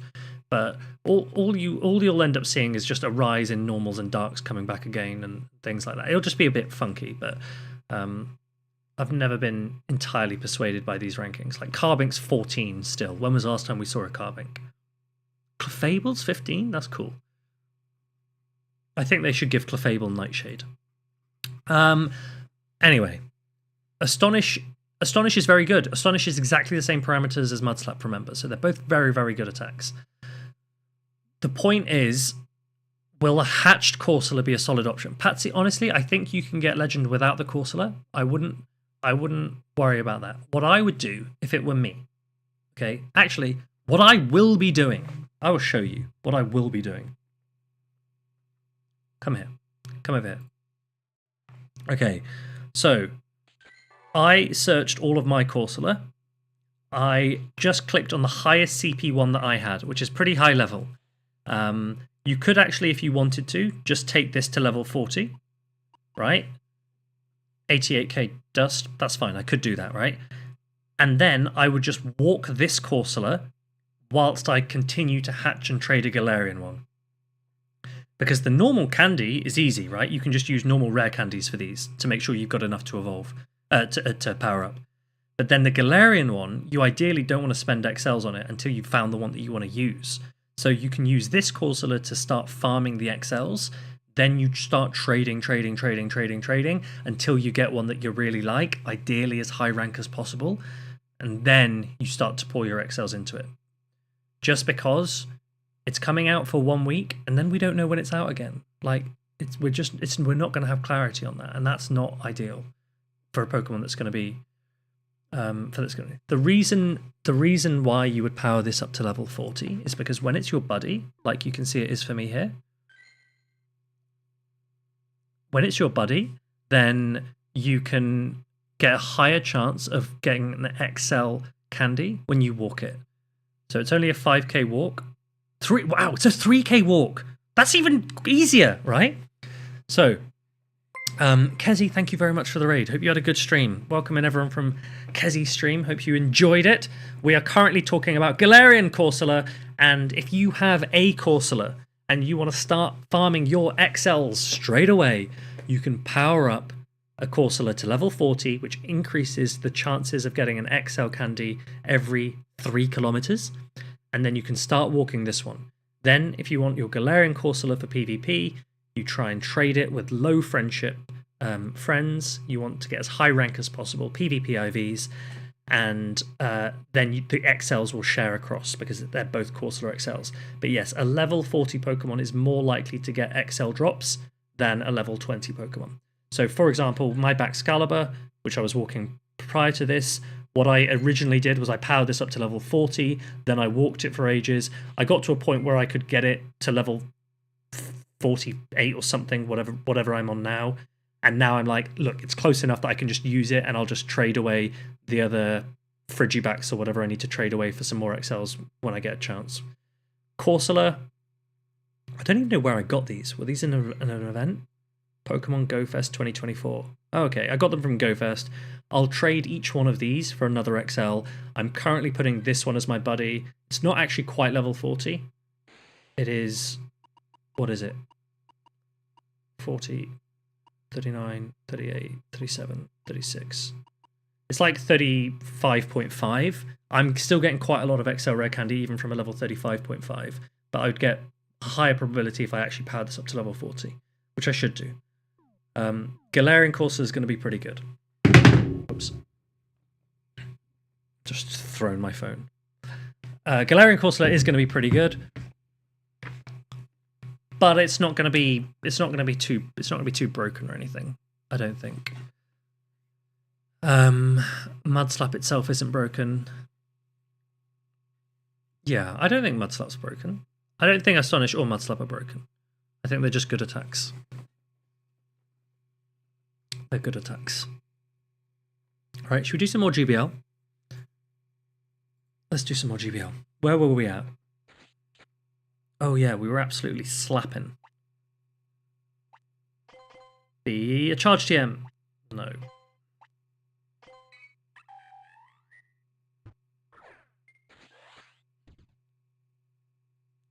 Okay. Team, let's do this.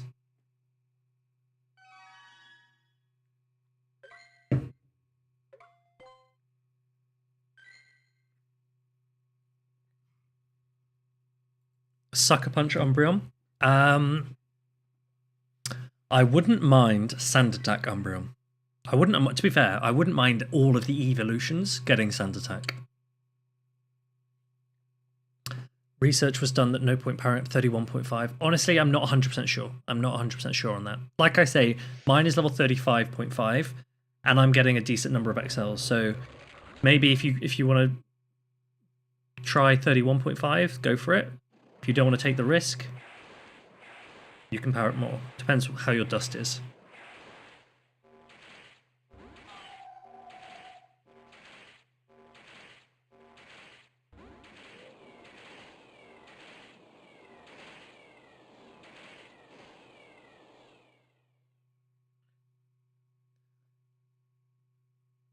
Joe, I actually evolved a shiny blossom today and I was really excited about it.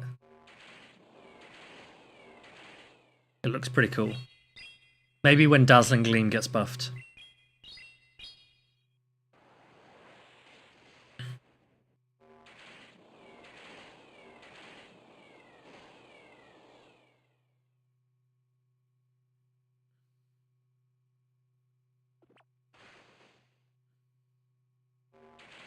After 40, yeah, definitely don't power up beyond 40. Definitely not beyond 40.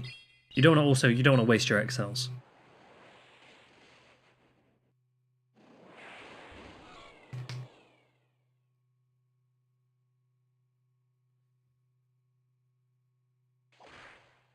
Why waste it?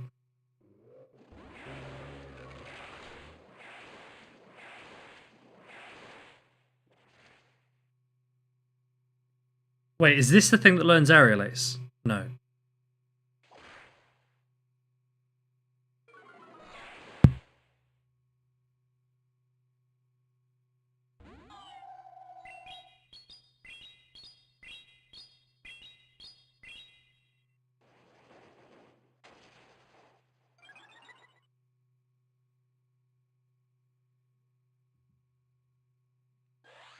I can punch this down, right?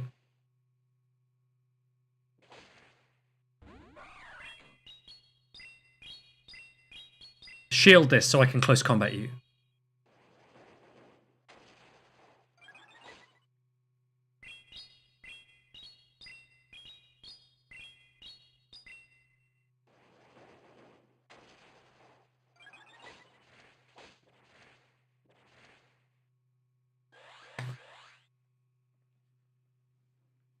You want to run a double? You can't run double Corsola.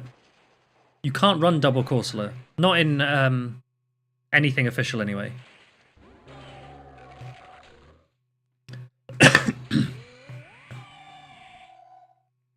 Yeah, double Corsola would. Do you know what, guys? I was very, very close to getting a disqualification from one of my first ever tournaments because I was going to run Kanto Ninetales and Alolan Ninetales, and I didn't realise that you're not allowed to run both of them together. And it was only like the week before that someone pointed it out, and I was like, oh, I didn't know that.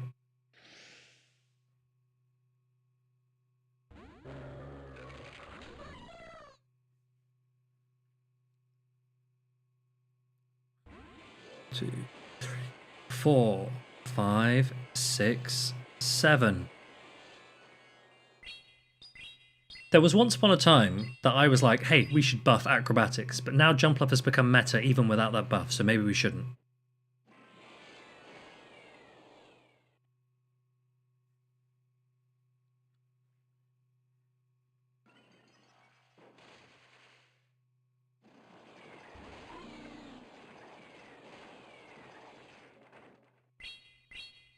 Okay, we got to remember the jump left energy and this Dunsparce energy. 3.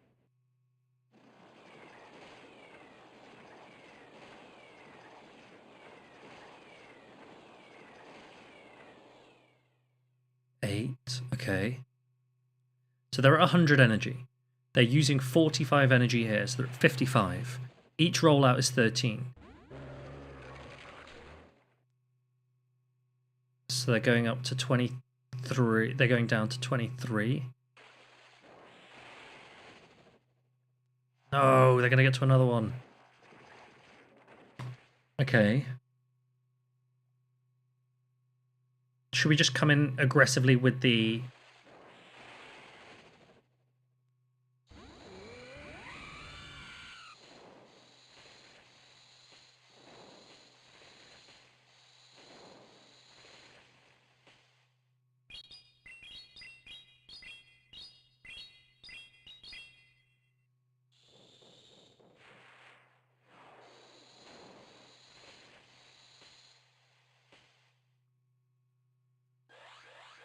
I don't know if we should bait them or not.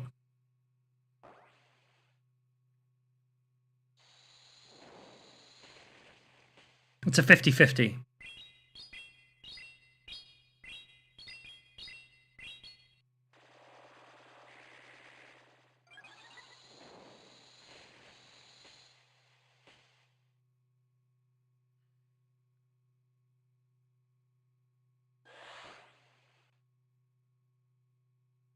Yeah. Can't do it. Can't do it.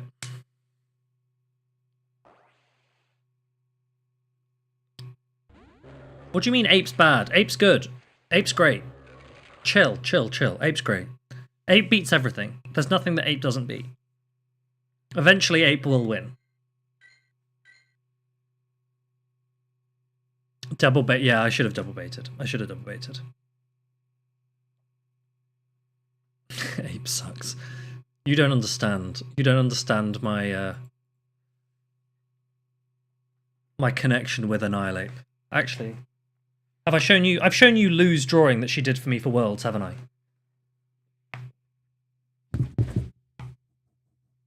Oh.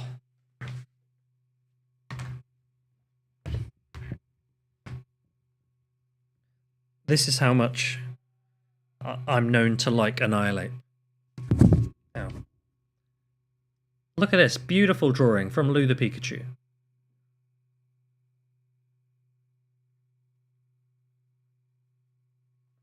Annihilate. Beautiful, beautiful Pokemon.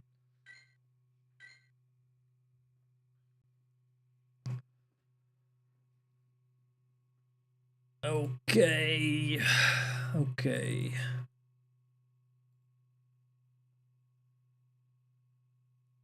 It is fantastic. It is very, very cool. Listen, I only show it when someone reminds me of it. Reminds me of it, right? Look at this. Annihilate. What a lead. Oh my goodness. Annihilate is so good.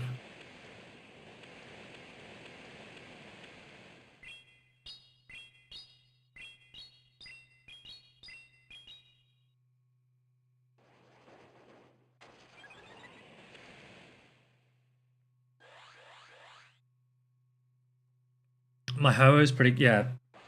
My Ho-Oh's over there, but that was I was quite pleased with that drawing as a kid. See, this is just Annihilate things, okay?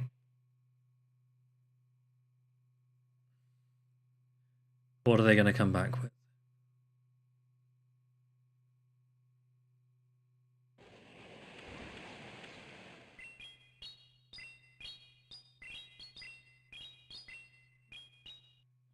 One sec. Wow. I can't quite remember this, but I'm pretty sure that someone told me that Annihilate wasn't good. Can we just track back for one moment here about Annihilate not being good? Because Primeape cannot do that. Primeape cannot do that.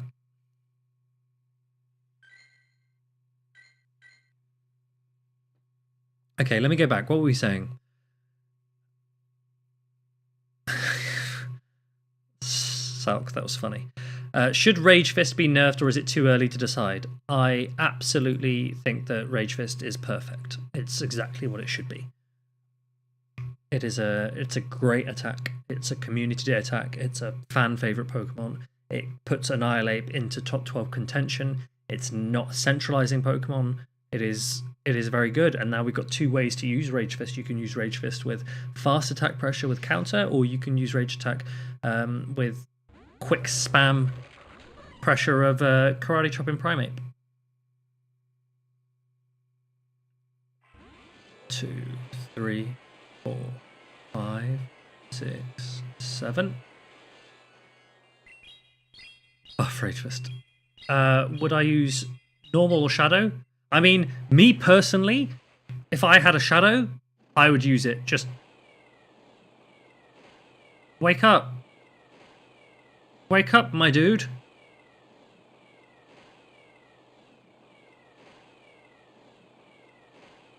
Okay, Maybe they had a phone call. What do you mean stop hitting him? He's stop. He's already dead.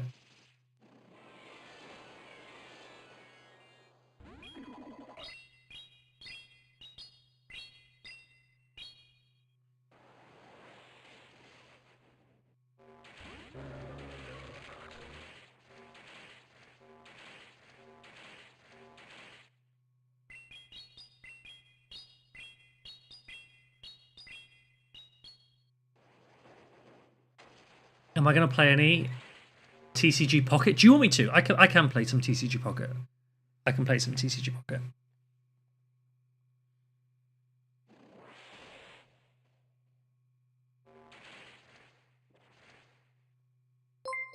What do we think's in the back? Kelvin, thank you for the... Let's Protect Annihilate. We're boosted. We may as well see what we can do with it.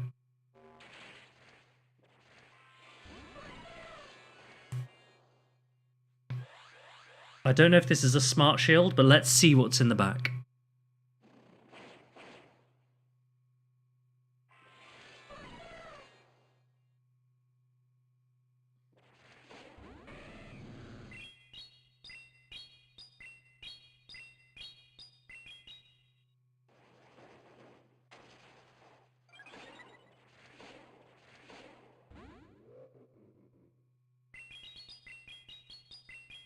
So the reason I've done this is because they would have reached the Hydro Cannon if they'd shielded. Whereas now, they're at the Hydro Cannon, but I will win CMP.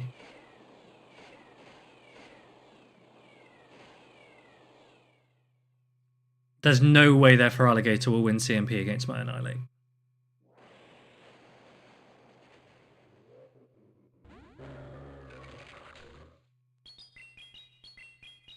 I warned you guys. I warned you. I said.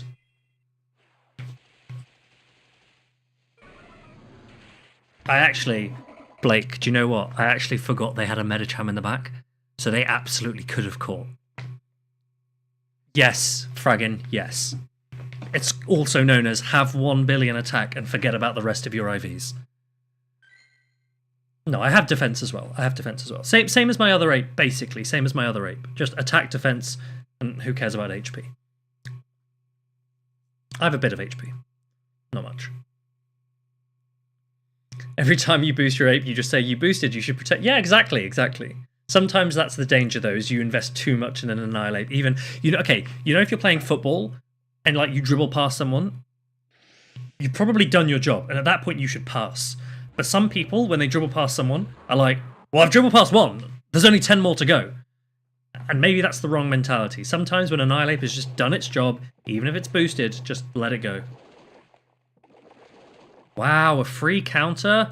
No way. No way.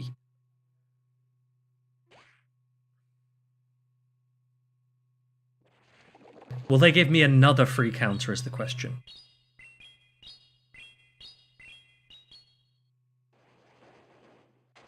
Yes, they will. But I'm not going to take it because I want to preserve my shield. Look at me, I'm messy, exactly.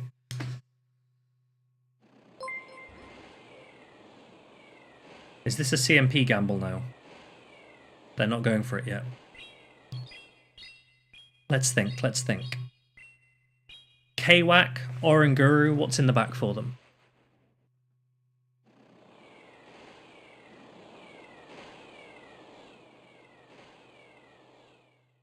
What do we think's in the back?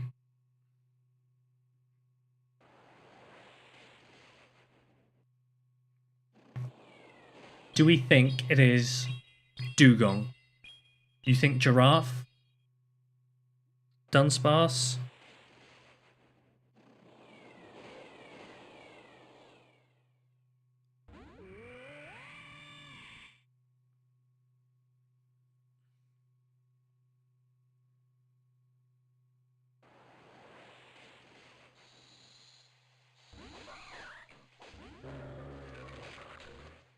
I've been denied so much energy here, and now we've lost.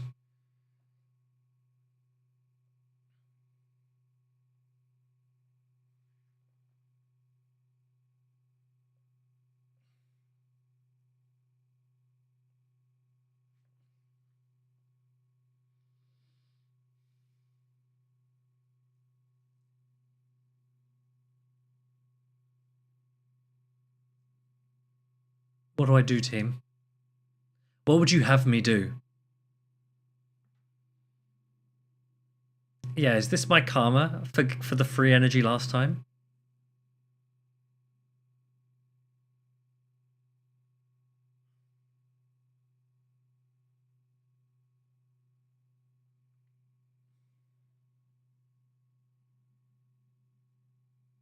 Do I just have to close app and start again?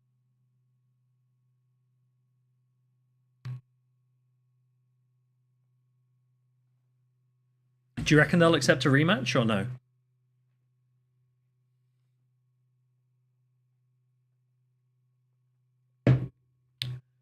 Guys, I'm going to let you know now, right? If we get this season update tomorrow, I don't think it's going to come tonight. To be fair, sometimes it comes in the early hours for me, UK time. If we get this season update, right? Yeah, I want you to ask. Fraggin, do you know what I actually want you to do? I want you to ask them to implement death wins. Because Torian should have had a death win against Pocket. And I don't think it should be on the players to give death wins. I think it should be on the judges too. But I know that you're not allowed to at the moment, so... Okay, listen. If we get this season update, and they don't give me, collective me, including you, my minions, if they don't give us a rocket event before Toronto, I will be so mad. I will be so mad. Because I have finally caught Shadow Mankey. Okay? And I absolutely want to bring Shadow Annihilate to Toronto. Or Shadow Primate, depending on how my sims go. How my sims and my scrims go. If they give us our next rocket event in February, I will fling poo like a chimpanzee, okay? There's no way it can be February. I swear the last one was beginning of the season. You have a Shadow Mankey that would make me proud? See, I'm sure you do. I'm sure you do. To be fair, anyone running Shadow Annihilate, and I'm already immensely proud. Okay, but crazy enough, I did 20 fighting grunts. 20 fighting grunts and only ever got Machop. And then the last 4 days, I've had a Mankey balloon come to my house, right? For 4 days in a row. And I'm like, hey, we're ready. We're ready for the new season update. We're ready for that. We're ready for that second week of December rocket event. That's what we need. You wasted all your TMs on Mankey and your phone was broke. Heartbreak. Okay, but Shadow Annihilate has some very funny matchups that, honestly, right, you cannot realize just from looking at PvPoke. Because PvPoke, for all of the things it's good at, has a lot of things that it's not very good at. And one of those is where you have buff and debuff attacks. It doesn't know when to throw them at the right time. And because of that, the sims are usually wrong. And you have to manually go and edit the sim. Do you want an example? Fine, I'll give you an example. Come over here. Okay, what we're going to do is we're going to look at a single battle and we're going to go for an Annihilate. Let's go with a Shadow Annihilate versus Superior. Okay? So this is why I don't want you, if you're ever looking at sims, to just go, oh, the sim says that Annihilate loses, right? Don't do that. Don't do that, okay? You're gonna look at this sim and you're gonna go, oh, Annihilate loses here, right? And you're gonna go, what if we give it some attack? Let's just give it a 13 attack. Don't really care about this, and I don't care about this as much. Honestly, those IVs don't even matter. Right, let's just go with this. So this is saying 7. Let me just double checking my sims. Annihilate Shadow. Okay. Okay. So according to these sims, right? According to these sims, would I even build a Shadow Primate, or do you just disregard it and build Annihilate? Okay, Heckmech, truthfully, I'm gonna be building an Annihilate. Okay, I couldn't care less about Primate. Primate is cool and fun. I hope you enjoy it. I'm gonna be using Annihilate. Okay, anyway, pay attention to this, team. If you have a sim like this, okay, and it says you lose, hold on a minute. what this Annihilate is doing is it is charging up to a close combat to try and get a close combat shield, and then it's throwing Rage Fist.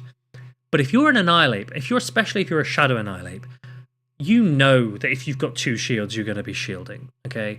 So what you're going to do is you're not going to throw this Rage Fist when you hit close combat, right? You're at close combat energy there. You're going to throw the Rage Fist straight away. And if you throw the Rage Fist straight away, and you shield their Aerial Ace, and you shield this next Aerial Ace, you don't even need to throw another... Like, that's if it lands, right? If it lands, then you can just fully counter down if you wanted to. If they shield it, what difference does it make? Nothing. If they shield it, you still counter down. And yet, when we let PV Poke do its own thing, it said that Annihilate loses. Now, we're not only watching Shadow Annihilate win, we're watching it win and come out with 61 energy.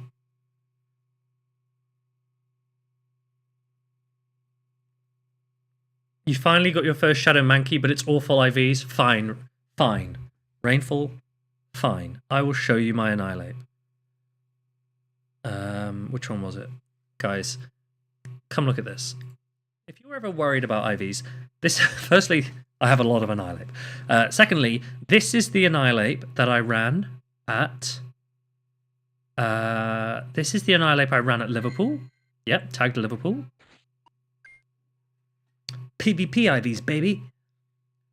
And then this is the Annihilate, and I came second at Liverpool with this one. And then I ran this Annihilate at Bologna, also came second. IVs, huh? IVs. And then I've got lots more Annihilate that are all random spreads. Everyone should hope in their lifetime to find a love as deep as the love between Tomahawk and Annihilate. Henry, facts. That is just pure facts. First man to bring Night Slash 2. Honestly, DJ, I said straight away, right? Straight away, I was like, don't run Ice Punch, run Night Slash. And Ice Punch had play, right? Because Altaria was in the meta, Gligar was in the meta. But my general approach is have your Pokemon be the best at doing the job that they're designed to do. And Annihilate was not designed to be a well-rounded, bulky coverage fighter. That's what Medicham was good at doing. And it had the bulk to be able to do that. Annihilate didn't have the bulk to be able to do that. Ice Punch isn't a very good attack. So I just went, Annihilate, make it the best fast pressure counter user you can. And Night Slash gave you a little bit of spam. It even gave you boost potential. It wasn't even about the boost potential. It was actually just about the spam. And that's what made Annihilate good. Now, even... Do you remember when Rage Fist came out? Some people were like, oh, do you run Rage Fist Ice Punch? No way. Ice Punch is bad. Close combat. Just close combat. Annihilate is better than Pangoro? Yeah. Annihilate is better than Pangoro. I love Pangoro. I have a Pangoro right here. I'll show you. Pangoro. This one. Pangoro. But Annihilate's better.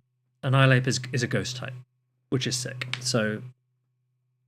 You've got a rank 1 Great League Annihilate, but I don't know if Shadow Annihilate Bad IVs is going to be an upgrade or not, to be honest. Truthfully, Rainfall, I do not rate the rank 1 Great League Annihilate. I actually have one built, and I am never going to use it. I will never ever use that, and I'm going to show you why. Come over here. Okay, this is a Clodsire. You may have heard of it. This is an Annihilate, and this is the rank 1. And in the 2-shield scenario, we're just going to get rid of close combat because I don't want any nonsense. 2-shield scenario, you can win. Okay? You can win that. This is if they're going straight Earthquake. Point is, you can win. And you're doing 4 counters for your first damage, and then every time you boost, you're doing at least 1 more damage. Okay? But if you did 1 here, if you do 1, now... you lose, okay? Because you're doing 4. This is the rank 1. But if we increase this, let's go with this, right? High. This is a very high attack Annihilate. You don't even need to be this high, right? But this is a high attack Annihilate. Go back to the 2-shield scenario. You still win, okay? But this time you're doing 5 counters, 6 counters, 7 counters, up to 8 counters by the end. But when you go to the 1s, we already won the 2s. We already won the 2s last time. But now When you go to the wands, because you've got that 5 damage, you win the wands. And a rank 1 Annihilate couldn't do that. Fragant, you're saying 9 attack does it. The only reason I've gone slightly higher than 9 attack is because a rank 1 Clodsire has 14 defense and 13 HP. So it's not a maximum defense Clodsire. And actually, if you look at maximum defense Clodsire, 0-15-2, it's not unthinkable that people would use a 0-15-2. And this counter ensures you get it against that as well. 9 might, to be fair. 9 might. Let's check as well. 9, to be fair, 9 gets it as well. So yeah, you're right. Fragant 9 gets it here. 126.1. You drop... What do you drop with 126.1? You do drop some other breakpoints with 126.1. So I think I've seen 126.6 being talked about. But 126.1 is fine for Clodsire. You'll hit everything. No, yeah, 9 is good. 9 is good. You have a 15-15-1 to beat Wiggles. Nice. Anyway, who was I telling? Rainfall. Yes. That is why I would not use an Annihilate that is rank 1, because I think that Clodsire is so important to be able to beat with a Ghost type that you've just dropped one of your biggest matchups. If we think about meta weighting, right, as in the weight of something, Clodsire has such a high weighting in this meta. It's so prominent. That win is so crucial. That's why when we looked at Galarian Corsola and we saw that it dropped Shadow for Alligator in the wands, if you don't run a high-rank Galarian Corsola, that's a pretty impactful loss. That's one that you would change your IV spread specifically to beat. Whereas if you dropped the Shadow Typhlosion 2s, then you don't have to... it's so unlikely that you're going to be in that situation. At least if you're in that situation, you know that you're taking more damage, or whatever it is. But the Clodsire one for Annihilate, I think that that's pretty critical. What you've got to be wary of if you go too high attack on your Annihilate is this Pokemon here. Because with too high attack, this little guy with a little bit of attack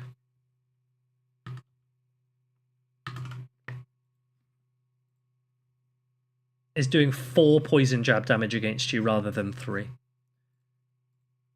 And then in your 2 shield scenario, you lose this against a Toxapex because you've dropped your bulk point against Toxapex. It's very difficult to keep the break point against Clodsire and the bulk point against Toxapex, and I appreciate it's not entirely helpful you listening to this post-com day. Obviously, we did talk about this pre-com day as well, so if you were there for that one, then we did discuss this. But remember that the December Community Day, 3rd week of December, will be a repeat, so there'll be an opportunity to get more Mankey than if you don't have Mankey that are appropriate. At the same time, remember that Toxapex isn't particularly common in the meta at the moment. It's had a massive drop-off in the meta, so you might not care about that bulk point. Because every IV spread is tailored to the meta that you're in. So when we get this move update, ideally on Wednesday, that could reshape the optimal Annihilate, right? That could reshape it. So don't get too caught up on exact IV spreads if you're not playing play Pokemon as well, because play Pokemon, the reason why it's sometimes considered more important, particularly for top players, is because you have a pretty good idea as to what Pokemon you're very likely to face, and it makes more sense to commit to a spread to account for those matchups. In GBL, who knows? People are running random Pokemon, they're running random spreads. You can't guarantee anything because some people are running just like a 10-10-10, some people are running a rank 1, some people are running 15-0-0, right? Like, you just don't know. So if you're not playing at lots of play Pokemon events, probably regional level, even local levels, it's not clear, but then I wouldn't be too caught up, but I would say that the Annihilate breakpoint against Clodsire is pretty critical. That's the only one I would say is that one is important. How exactly does December Community Day work? Well, imagine every Community Day for the past 2 years is having its Community Day on the same day. Usually, some of them will be split into research or eggs. Some of them will be split hourly, and the others will be split hourly. And you'll have more of a certain one on Saturday, more of a different one on Sunday. But it's usually a 2-day community weekend, and every single Pokemon that had a Community Day within the last 2 years should be able to receive its Community Day attack. That's how it's worked before. No guarantee that they're going to keep doing that, but that's how it worked before.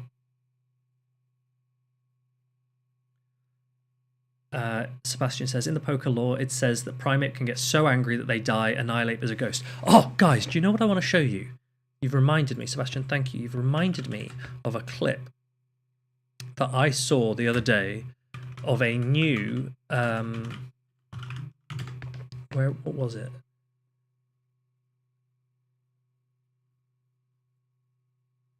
Okay, have a look at this. Give me 1 second. I'm going to try and find the right part in the video for it. This is a new series of Pokemon that is Japanese. Pause this music. Yeah. Okay. Check this out, right? Check this out for... there's an ad starting in 30 seconds. Let's go now.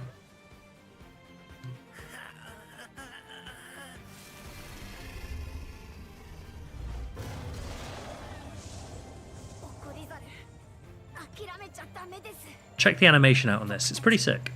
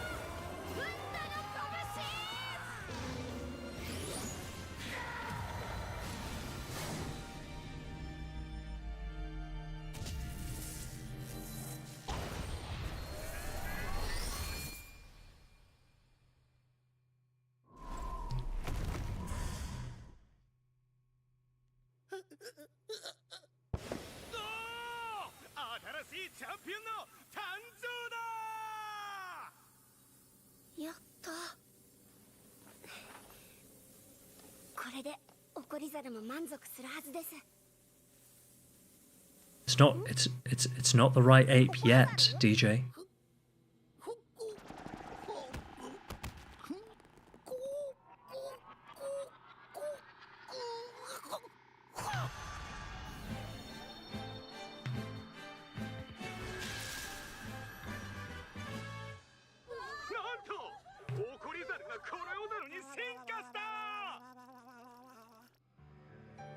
There you go.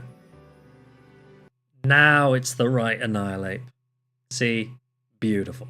Beautiful. Right. We're doing another set. That would have been a 4. That would have been 4 wins. I'm convinced. Didn't even get a charge to him. Crazy. Crazy behavior. Okay. Anyway, that I thought was just a very cool animation, and you got to watch a Primeape evolve into an Annihilate. So yes, it gets so angry that it basically dies and becomes a ghost type as well. David, how are you doing? How are your scrims going? We're currently eulogizing Annihilate, and I'm happy to carry on doing that for as long as I live. Your local E-dude? Okay, as with every lead, we count this as a win.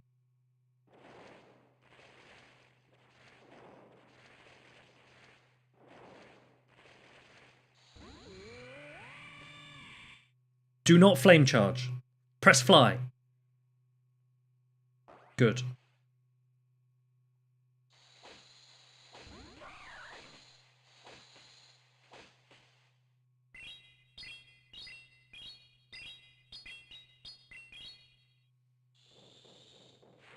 Ooh, good shield.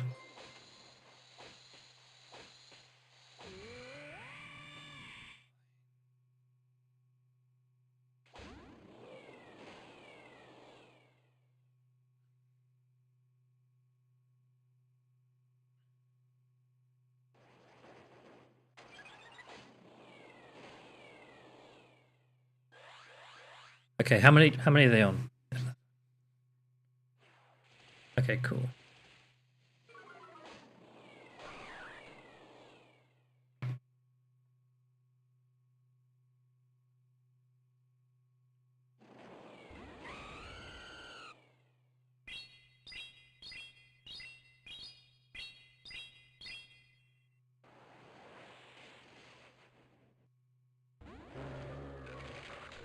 Okay, okay. We shield. We're going to counter down. We're going to close combat something. Don't be an Oranguru. You ready? You ready? Please be something I can close combat. Please, please, please, please, please, please.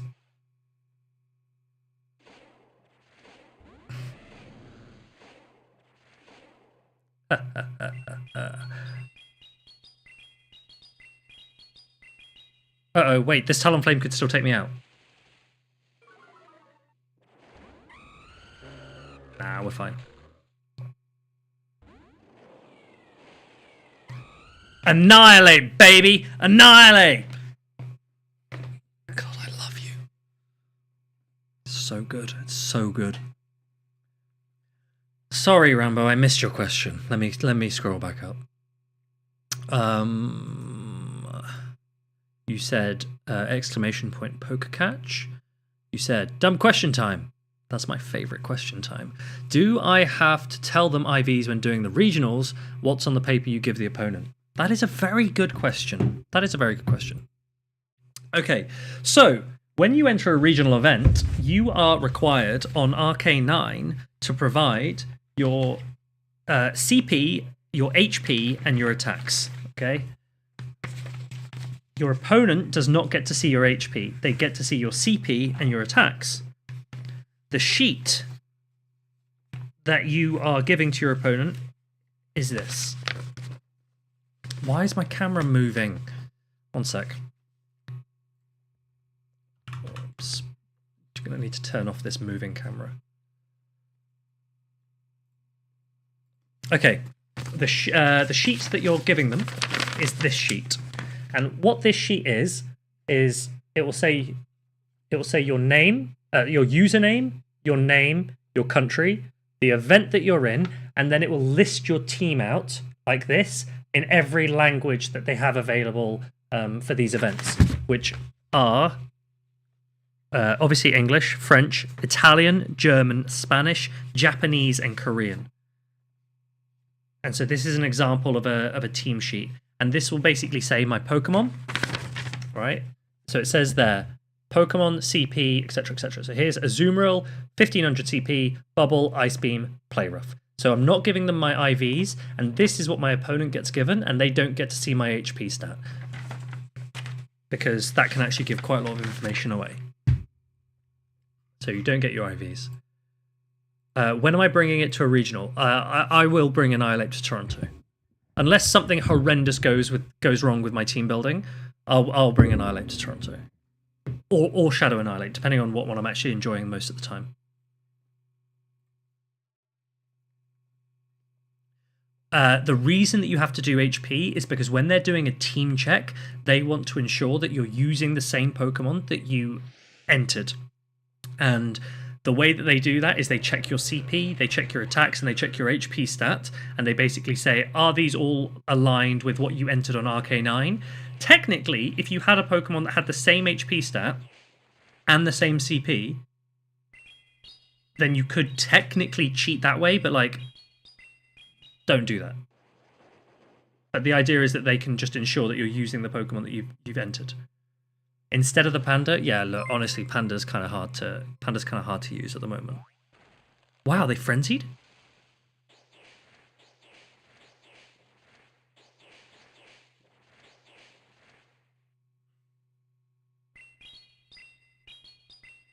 I'm getting one shield back just because they're taking both of mine.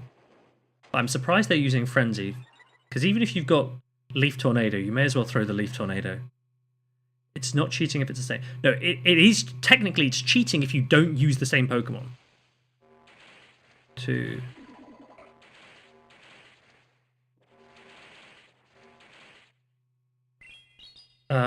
Technically it is cheating if you don't use the Pokemon that you're supposed to enter, but I'm just saying I'm not sure how they would know. Yeah, but what can you see on the video? You can only see the CP. Yes, you can get them the same. You can.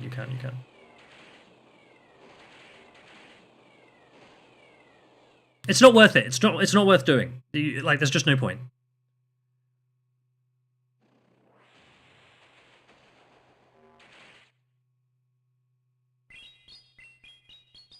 What was their lead? Oh, it was the superior.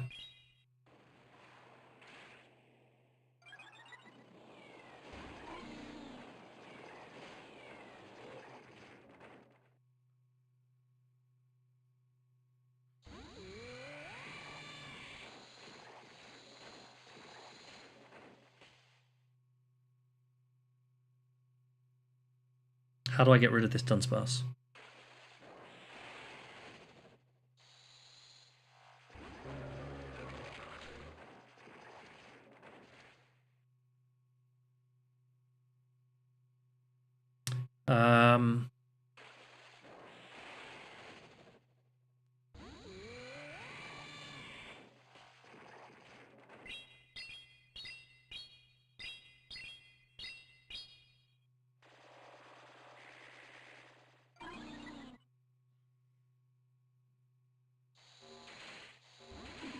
No!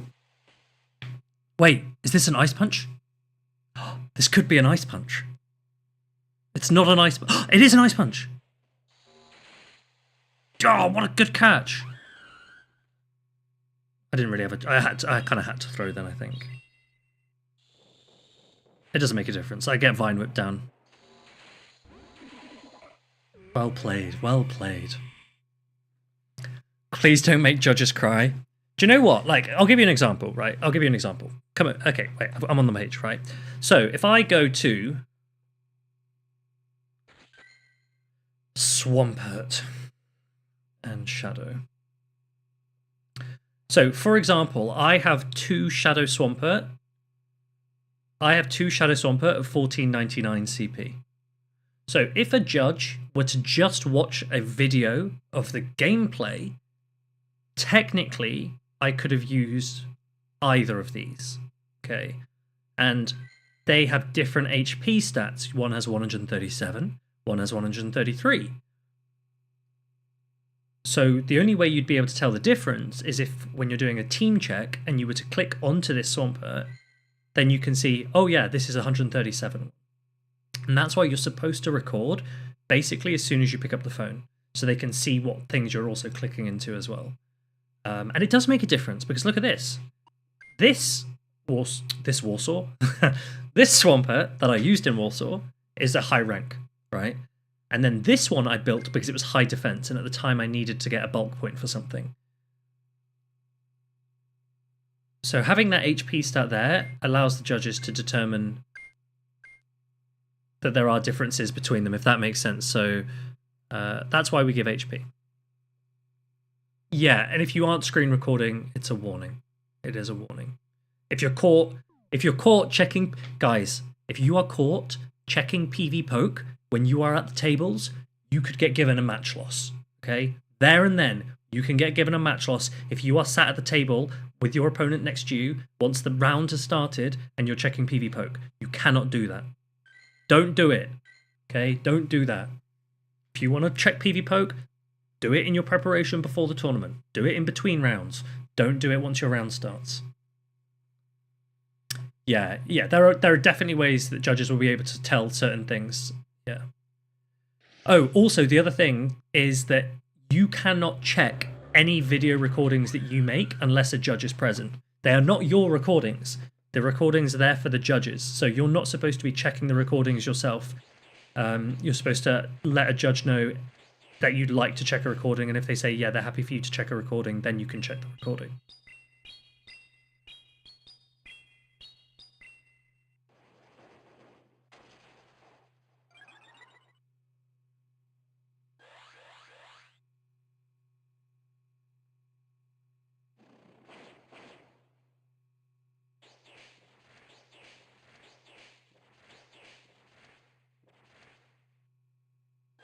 I don't know if this is a sensible...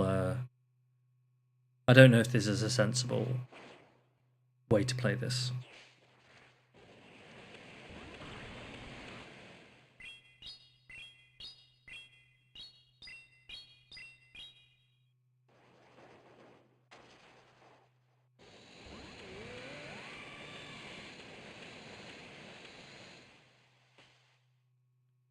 What attack stat is Aurorus?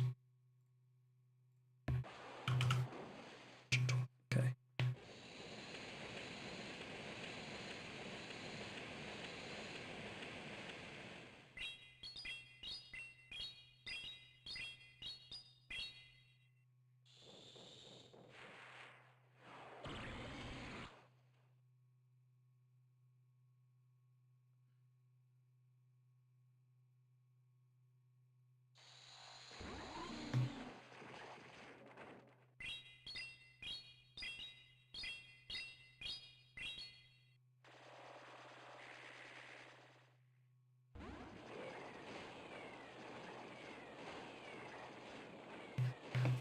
Oh.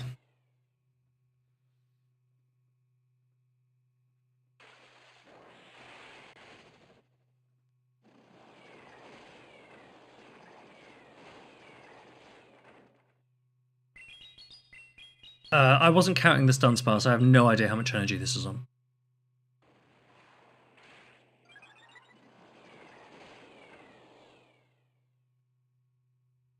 Okay, I need to not throw straight away because they could get a rollout and then catch.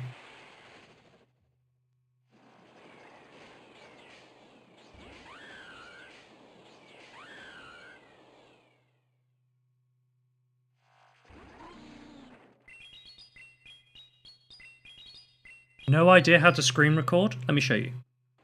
Okay, so your phone is here, and you can scroll down from like this corner on an iPhone, and it comes up with this like, oh wait, I don't know why I'm showing you. My phone is, I'm sharing my screen.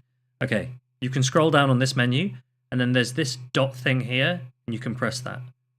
And if the dot thing isn't there, then I think if you hold down randomly on this screen, mine lets me add a control, and it would allow me to add screen recording from here. Or you can just ask a judge. They'll do it for you. Yeah, this is an iPhone Pro, so it's actually my first iPhone in like 10 years, which is kind of crazy. It's crazy. I've mastered. Yeah, I'm a bit of a scientist myself. So Android, it's very easy to screen record on.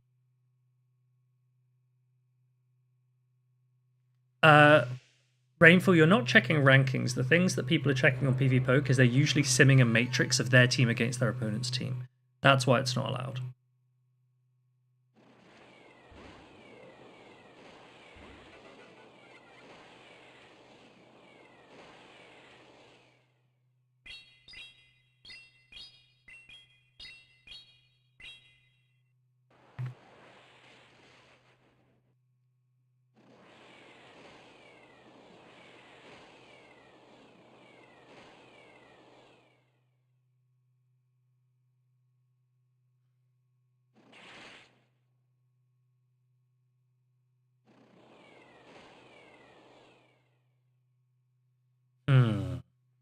How do I get rid of this giraffe?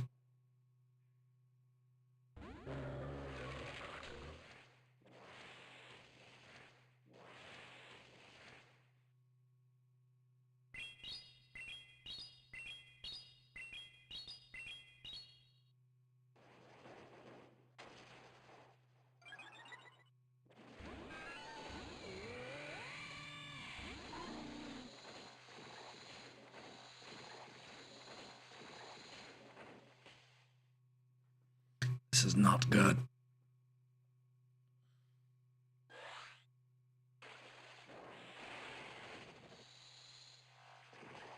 I think I'm gonna lose. Non-offending cheater here.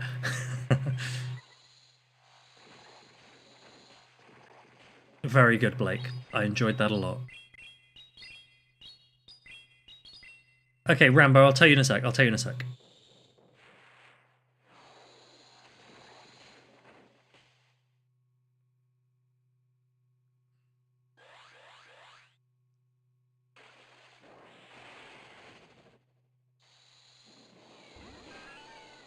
Okay, I need to survive this Psychic Fangs.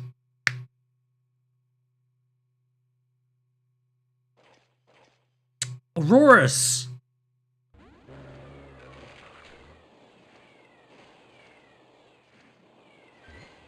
Okay, so the reason why some people will check matchups is because their opponent might not have a Pokemon that they are 100% familiar with. So, for example, I've been using Aurorus all evening in GBL. I had no idea what my attack stat was. I wasn't 100% sure if I was going to win CMP against a Goodra or not.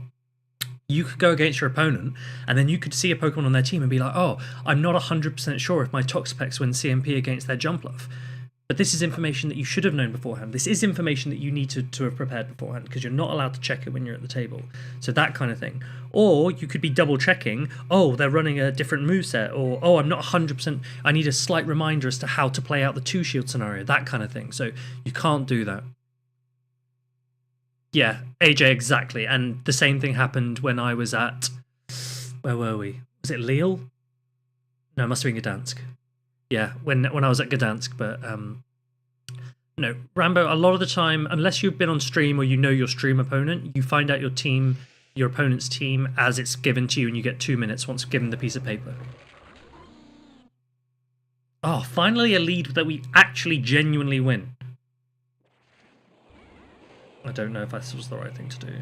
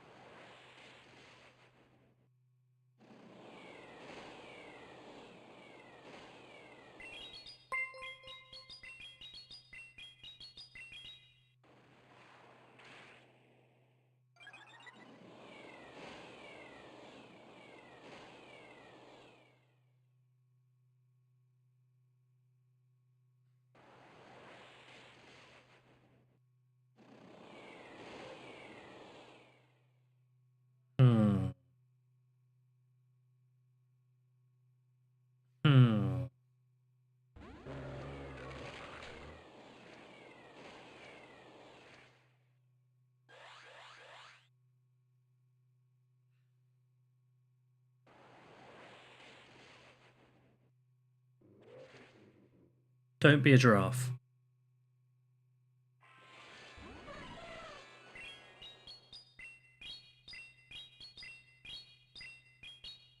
Can we catch an aerial ace or no?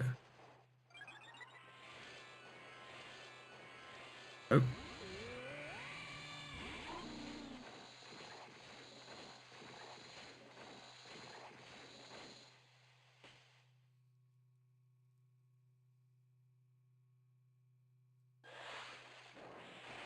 I don't think we're gonna win.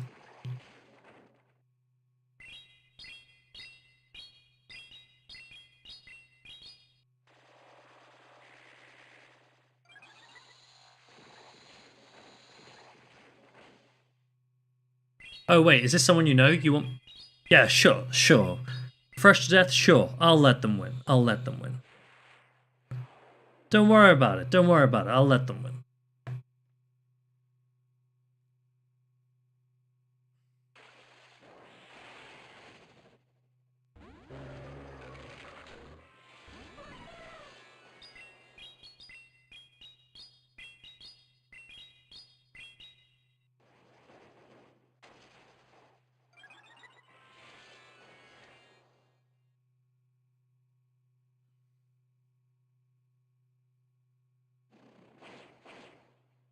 But okay, AJ, the problem was I had a feeling that it was something like jump off in the back, and I didn't want to give away my Aurorus, so then I was like, oh, don't know what to do. Listen, you Fresh to Death, you let her know that I did everything I could to give her as fun a game as possible, but to ensure that she could continue her climb with enthusiasm and grace.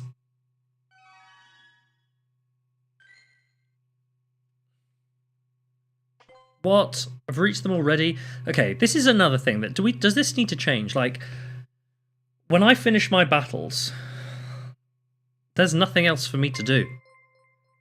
I don't have anything else. This is when I usually I'll turn on my Go Plus. That's what I usually do. I turn on my Go Plus and I click Pocket. You can snipe tomorrow for some free if you need free wins. Sure. At this point of the season, I really don't mind. This is so loud.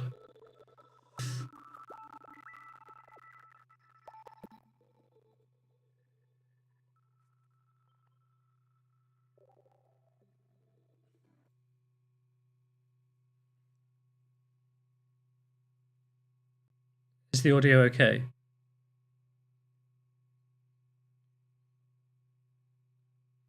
Yeah, AJ, I was honestly, I was exactly the same. I was exactly the same. I really didn't play much, but I think it was a good event. I just didn't play much.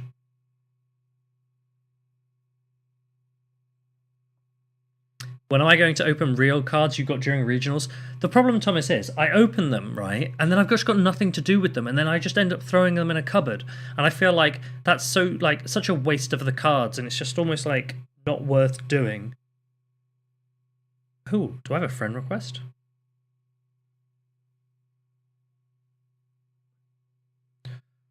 How do I buy more friend space?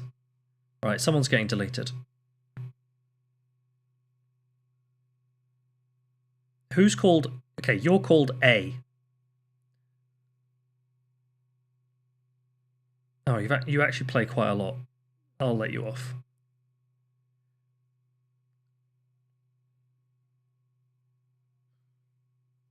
Wow, some people are playing loads. How do I filter by level? Is there anyone who's like level 1 still that I could just quickly get rid of?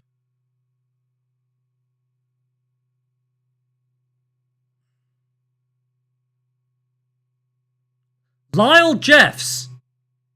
Lyle, get out of here. I'm not staying friends with you. Right, I know who this is. That is Lou the Pikachu. Right, we're opening a pack. What if they allowed you to play unranked games only after you completed your 25 ranked games? I mean, look, anything, just anything to let me just play the game a little bit more. Except making me walk. Don't make me walk.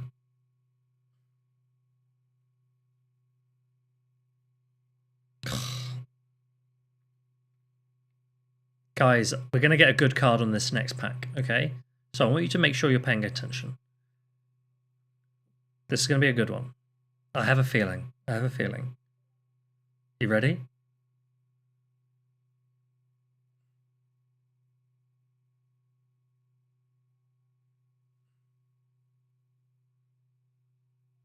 I told you. I told you.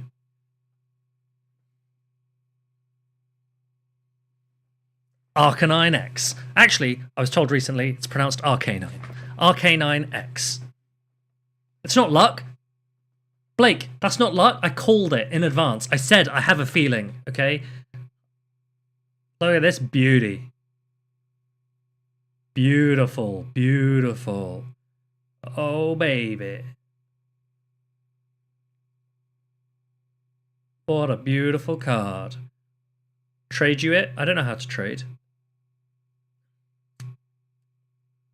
Beautiful. Confirmed pre-recorded stream. Do you know what's funny, right? When I'm casting and I'm trying my best, right? Because I'm trying to do a few things at the same time, right? So I'm sat at the caster desk and I'm trying to look at the camera. I've got a screen in front of me that shows me what the players are doing. And then I've also got my phone, which has the Twitch chat. And I'm doing my best to engage with the camera as much as possible, but also read the Twitch chat and try and say things that you guys that are in Twitch chat know that I'm only saying because of something of a conversation that's going on in Twitch chat. So that's like the one thing that is like quite hard to do, but quite funny, because sometimes some of you will say something that's actually very funny. And I'm like, oh, I kind of want to just say that. I kind of want to just like repeat that. So there was one a couple of weeks ago where Emmy Weedle wrote a copy pasta out into the Twitch chat. And I was like, this is a good copy pasta. Let me see if I can squeeze this into a paragraph. So if you're watching Stuttgart, feel free to just write random stuff in Twitch chat, and as long as it's reasonably sensible, then I will do my best. Ollie, thank you very much. I appreciate you. Right, can I do more? Oh, I can do another one? Look at this. It's your lucky day.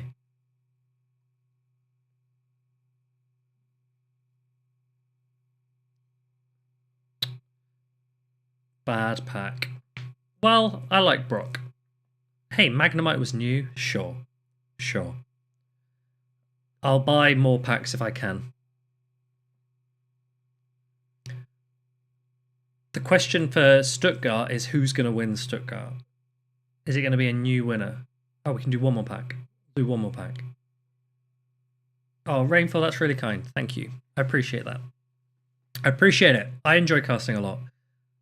I would probably happily, if I could just cast, probably just cast.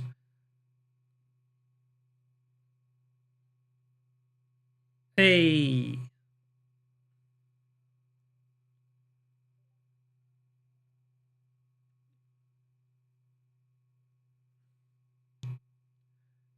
But you're gonna get to see. You're gonna get to see. Heck yeah, level 20. You're gonna get to see me with Eric. So if you never watched the OG Tomahawk Nighttime Clasher cast, you're in for a treat. Because this guy, Nighttime Clasher, he's a goofball, and that makes things funny. Okay, so it should be a funny cast. He will just say random things. What do I do for work outside of Pogo? I'm a lawyer. I'm a lawyer by day, and a Twitch streamer occasionally on some nights of the week when I remember to stream. Let's do this.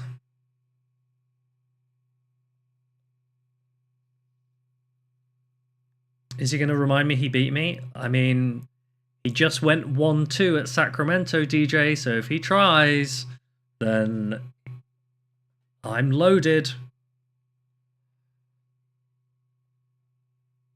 Cool. Okay, that was productive. We got a few new cards there. Easy. Easy.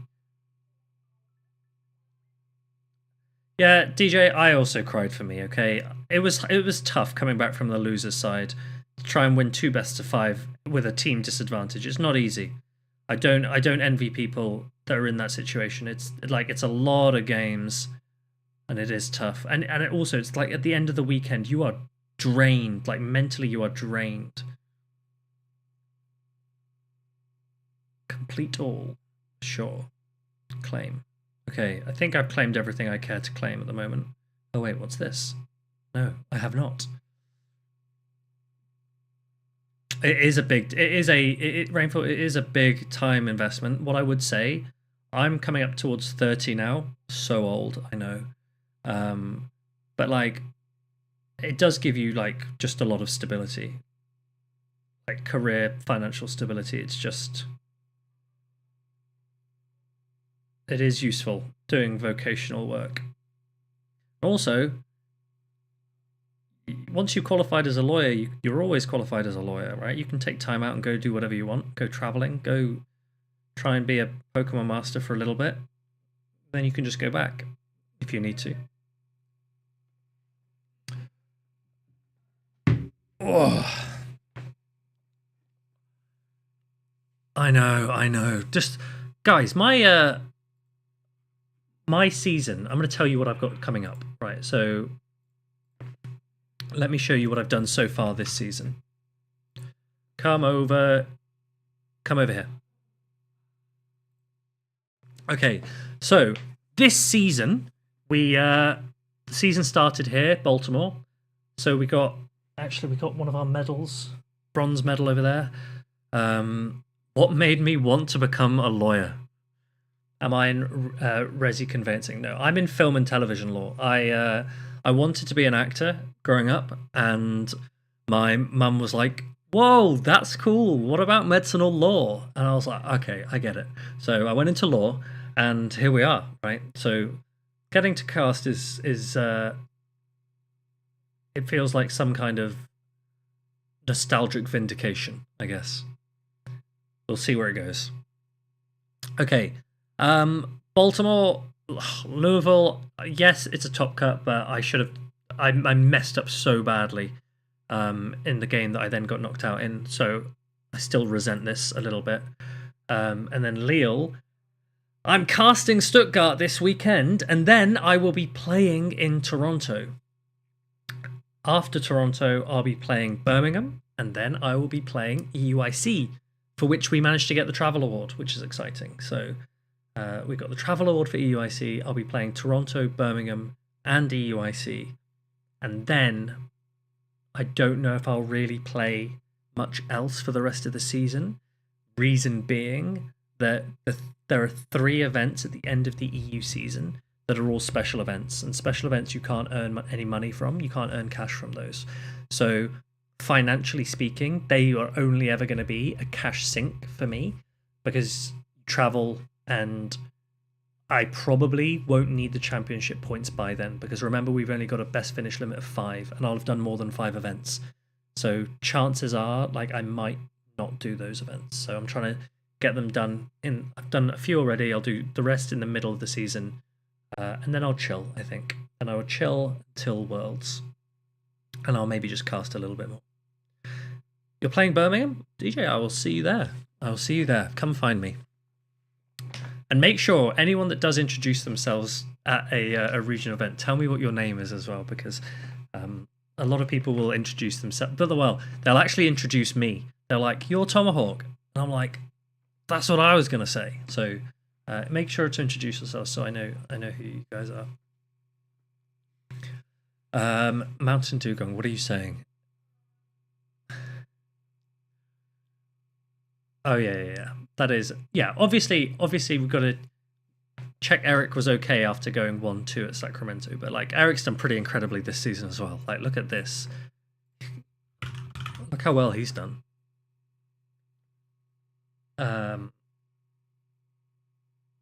Wait, has he only played 2 events? Oh no, he's just played 3 events. Yeah, 3rd at Louisville, which is very good. That's where I came 9th, so he beat me there. And then he got 13th at LAIC. He managed to top cut an IC, which I've never done. So pretty cool from Eric, who seems to like his Ariados, Azumarill, Shadow Kawak, Galarian Moltres teams.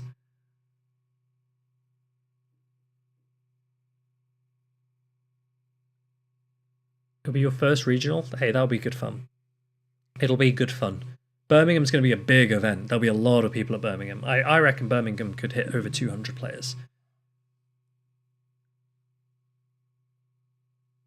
One of the best players to not make a top cut. Is that a title that we're going with? I guess. I wonder who else could be a good player that's never made a top cut. Because Kazim33 was one of those prior to then just randomly winning gold in Dortmund.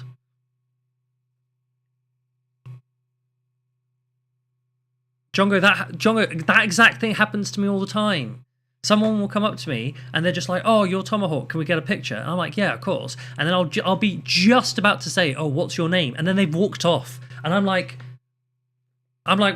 "What?" I'm like, "That's not an introduction." I'm like, "Come and introduce yourself rather than like, don't introduce me." Just like Eric at 2023 NAIC. Yeah, that does sound like something Eric would do. What events have we got coming up, team? Look at this. So we've just had Sacramento here. Next, we've got Stuttgart. And then after Stuttgart, we've got a bit of a weird situation, okay? Because Stuttgart is at the weekend of the move update. But then, the next event after that is Bogota and Perth, which are both on December the 7th.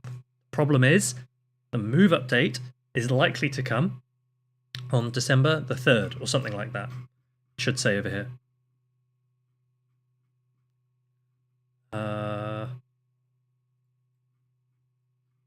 December the 3rd, okay?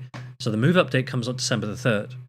Now, new attacks and new movesets are only eligible the Tuesday after the move update, which means that for Bogota and Perth,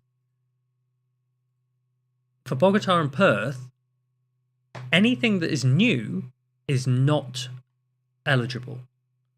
Only the attacks that were already available on Pokemon but have been buffed or nerfed are eligible. So, for example, let's say that Torterra is given Mudslap, like we talked about earlier. Let's say that happens. For Bogota and Perth, not eligible. You cannot use Mudslap on your Torterra for Bogota and Perth if Torterra is given Mudslap. Let's say, on the other hand, that Sand Tomb receives a massive buff, right? Let's say Sand Tomb becomes a breaking swipe clone, right? It's not going to happen, don't get your hopes up, but let's say it does. Well, Torterra already has access to Sand Tomb, so that means that is eligible for Bogatar and Perth. You will be able to run that buffed attack because it's already on that Pokemon's moveset. And then the final situation is if a new attack is released. So let's say next week they release the attack Body Press, right? They say Body Press is now available in the game. That will not be eligible for Bogatar or Perth. No matter what it's given to, that will not be eligible. That means Toronto is the first event that the complete new meta in its entirety will be eligible. So that is why I was saying I would really love for there to be a Rocket event before Toronto so that I can TM my Shadow Annihilate, so that Toronto can be the first event of the new meta. Then, in January, we have Birmingham, Rio de Janeiro, and San Antonio. So EU, LATAM, and NA each have an event in January. But then in February, you have the Pokemon Go Carolina Special Championships. I don't even know where that is. Oh, that's Puerto Rico. Okay. And you have EUIC. EUIC is in February. So what does that mean? That means that if you're in NA, you get Toronto and you get San Antonio, which, frankly, are not that close to one another. So some people won't be able to do both of those. For EU, you only get Birmingham. So for many people that are playing EUIC, they will have had probably just one event in that new meta before EUIC. And let's remember EUIC is the biggest event, is often the biggest event because it's like London's easy to get to for many people from all over the world. February, okay, March. March, we've got Vancouver, some others, Stockholm. Stockholm is beautiful, by the way. Stockholm's a really nice, one of our nicest EU regionals. Then you've got okay, Dracoviz doesn't seem to have updated past May, but we actually have more events than this because checks notes.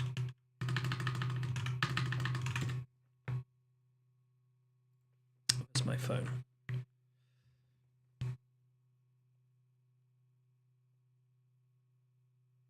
Okay, so Atlanta was announced, wasn't it? Atlanta has been announced officially.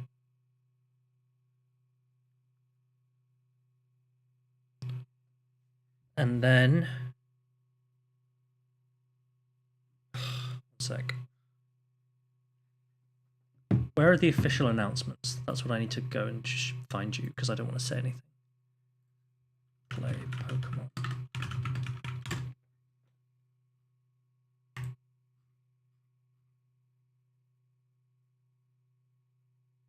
Oh, okay.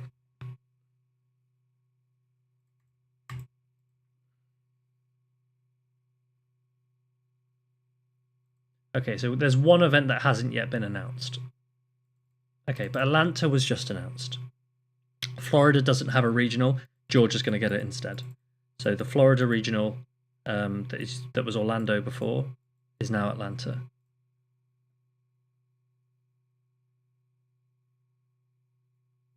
Leeds is better. But yeah. Yorkshire regional. No. Europe have all of theirs. This is everything for Europe. There are no more regionals to announce in Europe. 1, 2, 3, 4, 5, 6, 7, 8, 9. So Europe has 9. NA has 9, not including this one in Puerto Rico. That doesn't count. So 1, 2, 3, 4, 5, 6, 7, 8. So NA has one more to be announced. That one doesn't count. That's just like a bonus one. Max, are you not able to get to Atlanta? I'm told Atlanta is a big hub in the southeast.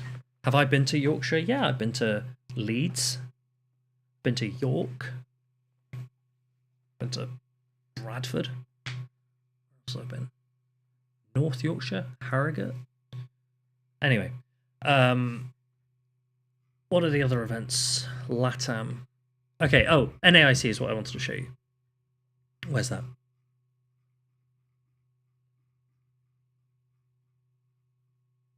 International Championships. So we've just had LAIC. Very fun, very nice. EUIC in February, and then the last event. This is the last event of the season before Worlds. So New Orleans. I will very, very likely go to this, I think, because I didn't go last year, and I would like to go this year. So that could be fun. That could be very, very fun. And then in the meantime, we're just trying to get as many locals as possible. So make sure you're doing your locals. Because how many can you do? Does it say on this site? Okay, if anyone is, by the way, if anyone is ever playing a local and you don't get given a prize pack at the end of your local, ask the organizer to give you some prize packs. Because I heard recently that someone didn't get prize packs from going to their local, and it turns out it was just because the organizer didn't think that they wanted the prize packs because it's TCG and not relevant for Go. So they just didn't give them the prize packs. But you usually can get a prize pack even if you don't win any games. Just from entering, you can get a prize pack, and you get special prize packs from locals that you're not able to like buy in the shops otherwise. So they might be worth like a little bit to collectors, but I mean mine are just all on a shelf.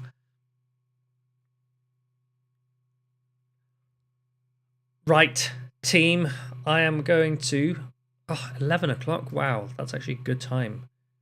I'm going to love you and leave you, I think, unless you've got more questions. Oh, you do have more questions. Calvin, what's your best guess at the amount? What's your best guess at the number of points needed to qualify for Worlds? Oh, jeez, what a question. For Europe, Calvin, I assume you want for Europe.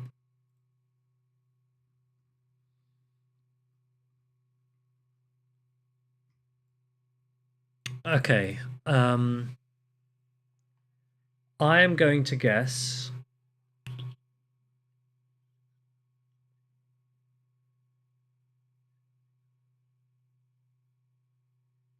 maybe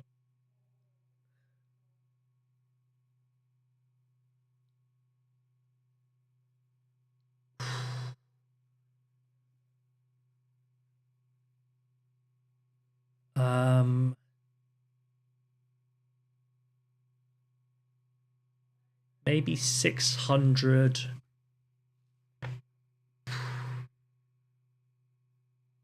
650.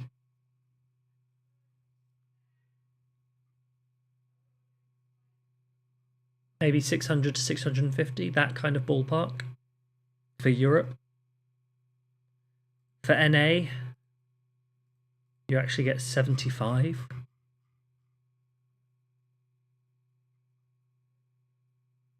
For NA, maybe 600. Maybe 550.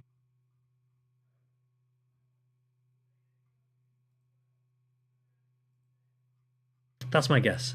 What do I think of a regional in Mexico? I don't know, Thomas. Do it. What opinion would you expect me to have? I'm not going to go to it. I'm not going to go to it, if that's what you're asking. I don't have any annual leave left. I've expended it all on random Pokemon trips to Baltimore and Louisville. And Sao Paulo, of course. That one took quite a few.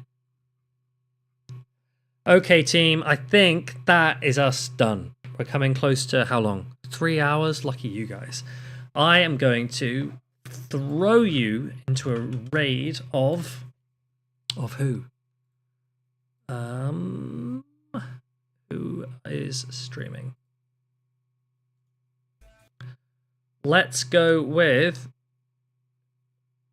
Do you know what? We're going to go stream Martagalde. What I want you to do, team, is can you please say congratulations to Martagalde for his LAIC win, okay? He is arguably one of the best players in Pogo history after that win. So enjoy his stream. Otherwise, enjoy the rest of your days, the rest of your evenings, and I will maybe see you tomorrow. Possibly tomorrow. Why am I not number one? Heartless Mosaic. We're working on it, okay? We're working on it. Right, team. Enjoy the rest of your days. See you later.